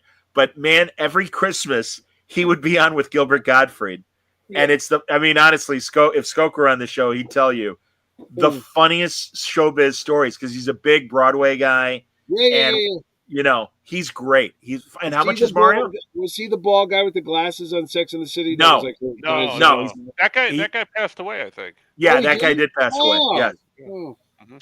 That's too bad. No, he was. He's got jet black hair, very Italian looking, very thin. He talks like this, I know. who and you're talking I about. bet and he Bob does- Hall didn't like him. he does incredible imitations and a lot of women's imitations, and he does an amazing 1960s Judy Garland. But the Oh. best is he does Betty Davis after she had her stroke, Mhm. Oh, and Betty Davis would come on the Tonight Show and be like, "I remember making a movie with Katharine Hepburn," and that's how she talked. And it was her or him doing stroke Betty Davis, and and Gilbert would do Tony Curtis, and they sang "Baby It's Cold Outside." I really can't stay, but baby, it's cold outside, and it's the funniest duet I've ever heard. It's hilarious. boy. It's hilarious. Exactly. I love you, Slave Boy. It's Tony Curtis. Hilarious. Slave boy. I've been watching the guy who made the Thunderbirds and Captain Jerry Scarlet, Anderson? Jerry Anderson. There's his son has a production company now, and it's called Century, or maybe he took over his parents' production company. But they've been throwing up a lot of documentaries about not only their shows, but also other British shows that were ITV shows. And And the year before Roger Moore became James Bond, he did a show with Tony Curtis for a season. And now is it The Persuaders? I think it's The Yeah. Persuaders. I think I remember that. Yeah. And there's a lot like both of them were very proud of the show and did tons of interviews and did this great long behind the scenes documentary. And I worked with Roger, and it was great. And they talked about an episode where Joan Collins was a guest star, and she got mad at me, but they all got mad at me. And apparently he was like totally big time Hollywood, and like Roger Moore was cool about it, but like the rest of the crew is like, oh yeah, Tony was a jerk. Do you remember a show called Switch with Eddie Albert and Robert Mitch, Wagner? I swear to you, was Wow. watching episodes in the last 2 weeks on YouTube. You know what's so sad? I don't know why it is, but I remember the opening theme song, and it was a coin that would flip. Yes. And the music was dun, dun, dun, dun, dun, dun, It was very much like, well, that's the Yeah. Quincy. It's close enough to the Quincy That's one because Quincy, it's yeah. very similar to Quincy. Yeah, because I was thinking that. I was going, wait, I think that's Quincy, but I think maybe Sure. it's Mike Post. He wrote all these songs. I'm like, is this Yeah, that's true. Sharon Gless from Cagney and Lacey, she was on that Who show, was on that? Yeah. and Charlie Callis was on that show. Oh, Because wow. they had a detective agency, but Right. It was like- Eddie Albert was the ex-cop, and Robert Wagner was the ex-con man. Yeah. Wagner. Great show. The Great show. Persuaders was only one season, and it was Correct. on. It was. It's available to buy $40 for the season. No, on Yes. you Amazon. didn't buy it. Yes, Yeah. but you can find him. I'm pretty sure you can find him on YouTube because I was But looking Peacock- for UFO the other day, Yeah. and it's and you can find episodes for free on YouTube. Peacock, What did you say? No, Peacock. I've been watching. They got all the Universal library, so you can. Well, not all. Tell me. Well, they Mitch. can watch. I've been watching $6 Million Man, Bionic Woman's on there. Sure. Coal Shack, the Night Stalker's back on, which I love. Darren Hmm. McGavin for 20-something episodes. Old Chicago there, and The best. I think they had Columbo. I think you could watch. Oh yeah, some of those. sure. No, that But was remember Universal. on Columbo. No, you remember the Sunday night murder mystery movie. There was McCloud. There was McMillan and Wife. There was Columbo. Yes. But there was one with these two old women that no one remembers. And I said, "What the hell was that show? What was it?" You could find 4 What of the were 6 episodes or 5. That would be the Snoop sisters, The Snoop sisters, which starred Helen Hayes okay. and a wonderful actress that mostly was known for Broadway, but every now and then she'd make movies and TV, Mildred Natwick. No. And also so Helen Hayes was like an Agatha Christie paperback writer of mysteries, and Mildred played her sister, and then they had a nephew that was a cop, and on the series Bert Convy played the cop. Oh, Bert Convy. And it's Bert Convy in I wouldn't call it a dramatic role, but it was a straight, and it had moments of comedy. Great show. Love that show. Also, Richard, yes, of course, the host of Winroot and Tattletales as well for his game shows. Yeah. But another mystery movie mystery or whatever it was called, the NBC shows. They had one Heck Ramsey, which was a western. Oh, that was the guy with the mustache. Richard Boone. Richard Boone. And in flashbacks, they would show old episodes of Have Gun Will Travel, and they basically said when he was younger, he was Paladin from Have Gun Will Travel. Yep. All right. And the other thing, and it's on Pluto, so you don't have to pay money, kids, if you're curious.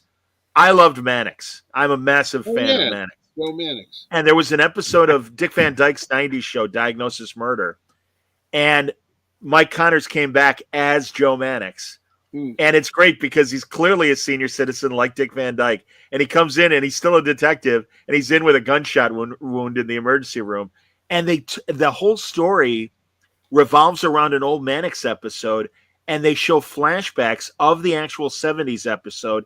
Pernell Roberts and Diana Hyland and Beverly Garland, who was the mom, the second wife of Fred McMurray on My Three Sons. They show scenes of them in the 70s, and then they show scenes of them in the 90s. And it literally, Mike Connors is doing the heavy lifting of the episode. It's a Mannix episode, and I love it. Isn't Diane Hyland, that was John Travolta's girlfriend, she died of cancer? Then maybe I'm getting the name wrong. But no, she was an older woman. She was older. Yeah, I know. No, I know who you're talking about. Because wasn't she the mom on 8 Is Enough? Yeah, the mom. No, Abby? Oh. Not Abby. No. That was his second wife. No, not the second wife. No, it is the same woman. She died. Yeah. Okay, it's a different actress, and maybe I'm getting the name wrong.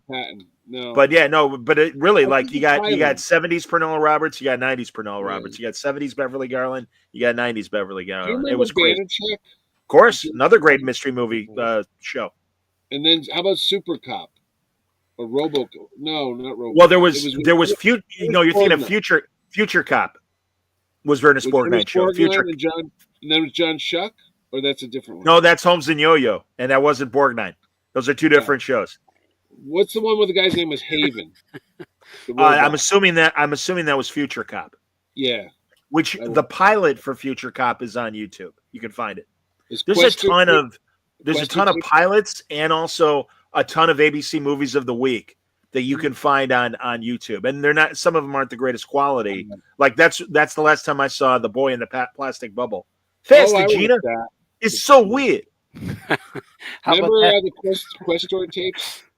They had it for years, but they pulled it off, and now you have to buy it. That's a great one. Robert Foxworth and Mike Farrell. Yeah, Mike Farrell. And Roddenberry created the Questor tapes, and they say that was kind of his template for Data. For Star Trek. Okay. How about That's My Mama? Is that up on YouTube? Y'all know Junior the Cop. Y'all know him as Junior the Cop on the What's Going Down episode of That's My Mama. That's my mama. Thank you, Brad. Brad found the old show with Tim Matheson. Is that the Brad? Oh, yeah. Tim Matheson, Russell, and Barbara Hershey. She shows up in costume. Vicki Lawrence. Oh, what about her? Mama's Family. She does conventions. They go, do you want her? I loved her on Carol Burnett, and I really had a lot of respect for her. Mama's Family is garbage, and it's so funny. A friend of mine is like, I hate Ken Berry, and I'm like, well, I don't like him on Mama's Family, but I love Ken Berry. F Troop, he was great on F Troop, and he was on. Oh my God, yes, Mayberry RFD, the sequel. Yes, he was. Yeah, he replaced Andy. Yeah. And yeah, you're right, Brad. Beverly Garland was also in Scarecrow and And Mrs. nobody King. remembers Scarecrow this and but Mrs. me. King. I remember that. Yeah. I watched Ken Berry on a variety show over the summer that was called Wow. Yeah, George Yeah. Slatter show. Yeah, they would have weird variety shows like the Brady Bunch. Oh yeah, had a live thing where they sang. But Bruce. they were all on it. Robert Reed was on it, and Florence it's horrible. Henderson. Oh no, I remember Terrible. it. Bruce. Well, it was produced by Sid and Marty Krofft. Oh shit! And Bruce Valanche. You know he was always writing variety shows back in the 70s, but he also was on Hollywood Squares. Big heavy set guy. He's got like a mushroom hairdo and everything. You know him if you saw him, I guess. Guy with the Looks like a Muppet. He was on. Yes. He was on an iteration of the Hollywood Squares too. Yes. He looked like Mason Reese if he grew up. Yes, exactly, Mitch. You got it, 100%. He He like a Muppet. Yeah. Yes, A Muppet. he. I would point everybody to this Gilbert Gottfried episode of Gilbert's Show that he was the guest star because he also wrote the Star Wars Holiday Special.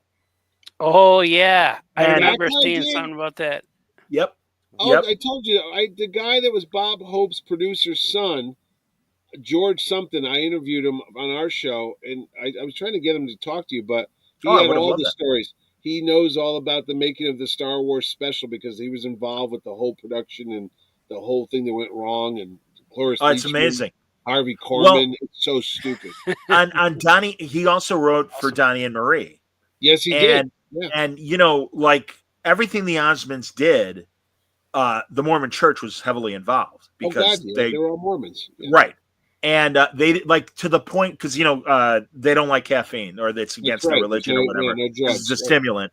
Yeah. And so they wouldn't have coffee breaks. They'd have what they called milk breaks. And I mean, they weren't so harsh that people couldn't have coffee or whatever, but they wouldn't call them coffee breaks. They were No, milk when breaks. my wife had to go to Utah for like a business trip, they have separate rooms, like for people that travel that aren't Mormons. Well, And if you want yes. to have coffee, you got to go in a separate room. You can't go. Yeah. And further, a couple things. First of all, when Marie got married, they invited the crew, but if you weren't a Mormon, you weren't allowed inside of the Tabernacle Choir where the wedding took place. But then even better, Marie was, by the time of the variety show, they were trying to promote Marie as an adult.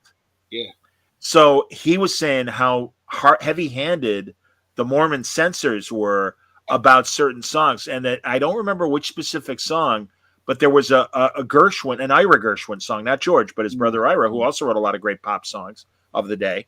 And they're like, no, it's too suggestive of a song. And so they went back to Ira Gershwin, and he wrote new lyrics. And they're like, no.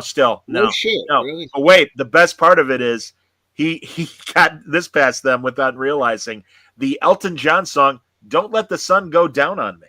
Yeah. And they're like, oh, we love Elton John. And it's like, that song can be taken, like the I legend guess is like, so. I didn't think of that. and he said he was sitting with the ABC censor. He's like, I don't know how the hell you got it past them, but good for you.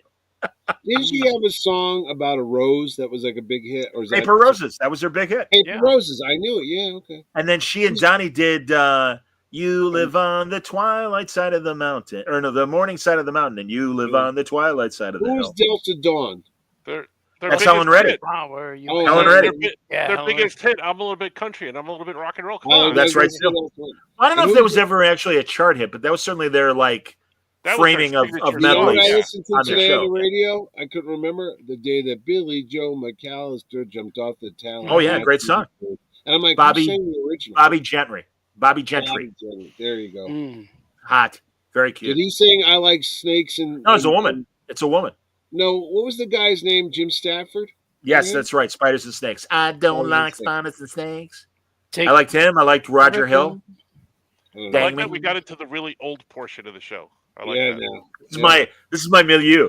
That's his sweet spot. That's Nobody Johnny's knows sweet what the hell spot. we're talking And about. Johnny's brain, it's 1976. It's all it's over. true. It's true. It never ends. That's true. I am stuck in Billy Beer. 1976. Well, Yeah, I just you guys. I don't know if I told you guys or not, but I had this great guy on who just wrote a biography of Shemp, the Stooges. and I have my buddy Cam, who's a big Wall Street Journal reporter, not an editorial guy. He's on the news side of the Wall Street Journal. In fact, he's been in California covering the fires, sadly. But but he always likes my entertainment interviews and my 20th century interviews. So he was telling me he heard my Cliff Nesteroff interview where we were talking about some of the old comedians, and I was laughing about how how Cliff Nesterov hated Bob Hope. And was crapping all over Bob Hope. Chemdog mentions Gordon Lightfoot. Gordon Lightfoot is a lot more superior to some of the names we've been mentioning. I mean, really, Gordon Lightfoot's kind of the Canadian Bob Dylan. He really was. I didn't know there was a movie that they based the Dukes of Hazzard on that came out a couple years earlier, because the same guy that created Dukes of Hazzard, he made this shitty movie that came out in drive-in movie theaters. Sure. But it had Waylon Jennings was the balladeer. They had the guy that played Cooter, Ben Jones, was in the show. It was about Uncle Jesse. It was basically the Dukes of Hazzard. Interesting. But it was a movie. And I was like, what? It was called the Rum Runners. No, who was in it? Robert Mitchum was in it, and his son was in it. It was Thunder Road? No, it was a sequel to Thunder Road. It was about rum runners down south, and basically it's the damn Dukes of Hazzard about the sheriff and the they had White Line Fever and Thunder Lightfoot, Thunderbolt and Lightning, or whatever it was called, Thunderfoot Lightning. Old phone 57 1979. They were talking about how that was such a big hit, the Dukes of Hazzard, but everybody hated it. They were like, "This is the stupidest show on TV." But it was meanwhile, it ran like 8 or 9 years. No, I always said that about that show. Everybody wanted the car. Well, was it only 5?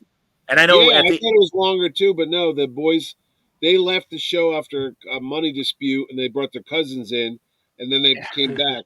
Pat and John Schneider. Yeah. Mario asked if I saw the new Elvis documentary on Netflix. I did. I think it's great. I think it's amazing. It's and Priscilla's narrating it. Yes, and also it revolves a lot about the '68 comeback special when he's in all the leather and everything. But thank you, Brad. Brad says Moon Runners was the movie you're describing. Thank you. I just found that, Moon Runners. Yeah. But the guy who directed the '68 comeback special for Elvis was Steve Binder, who also did the Star Wars Holiday Special. And I did an interview with him, and he was amazing. The recording didn't work, and it broke my heart. And I really tried to get him back, but the guy who was like the intermediate is like, "No, that was your shot. Sorry." And I'm like, "All right." That's the guy I was trying to get you to talk to, because he's the one that we Steve Binder. Yes, Binder was Steve something. Yeah, he was amazing. No, and he was a big variety show director. And listen, a lot of that is schlock. I mean, thank God, some of these channels run old Ed Sullivans and stuff. But just as a broadcaster myself, I am fascinated by the production values of some of those old variety shows when they would do a musical number and things. He would do certainly the Bob Hope specials. Yeah, well, and that Elvis thing. I mean, beyond everyone remembers the black leather segment and stuff. Yeah. But he's really like acting a lot of his songs that were contemporary to that '68 comeback special, and it's really interesting. Sorry to interrupt. The Moon Runner didn't have Robert Mitchum; it had James Mitchum. Oh, his kid? That's the son. Yeah, that's his son. All right. Robert Mitchum from Bridgeport, Connecticut.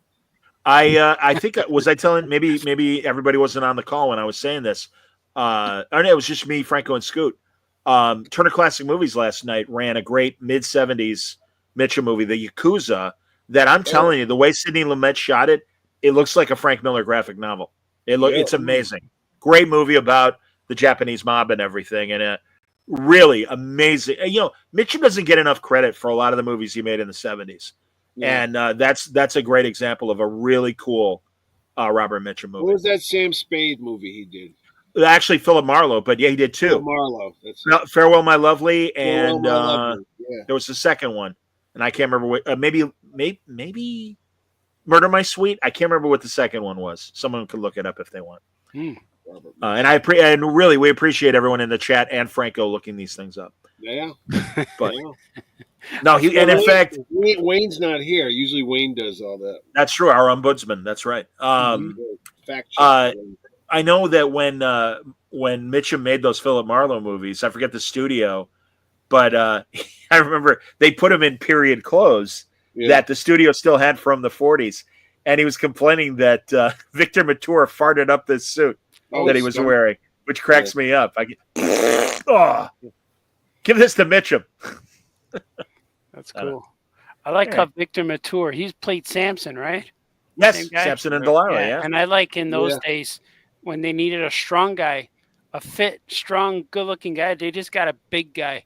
Yeah. You didn't really need muscles. You just need. Yeah, he was just big. Yeah, well, like George Reeves. You know, He was just needs big. to be big. Yeah. Yeah. Bigger you're than right. everyone else. He's in the Monkees movie as himself. That movie Head. he That's really? that whole psychedelic movie and stuff. Yeah. But no, he was the original Doc Holliday in My Darling Clementine with Henry Fonda, the GAF Nice. projector. You think he had to pay $2 extra for a shirt? I bet he did. Yeah, he strikes me as a double X at least. Yeah. Yeah. But I'm a fan. I like Victor Yeah, I like Mature. Victor Mature. And he's in Nick Cage made the remake. It was a Richard Widmark movie about stealing cars. I can't remember the name of the movie. Gone in 60 Seconds. Was it Gone in No. Yeah, it was.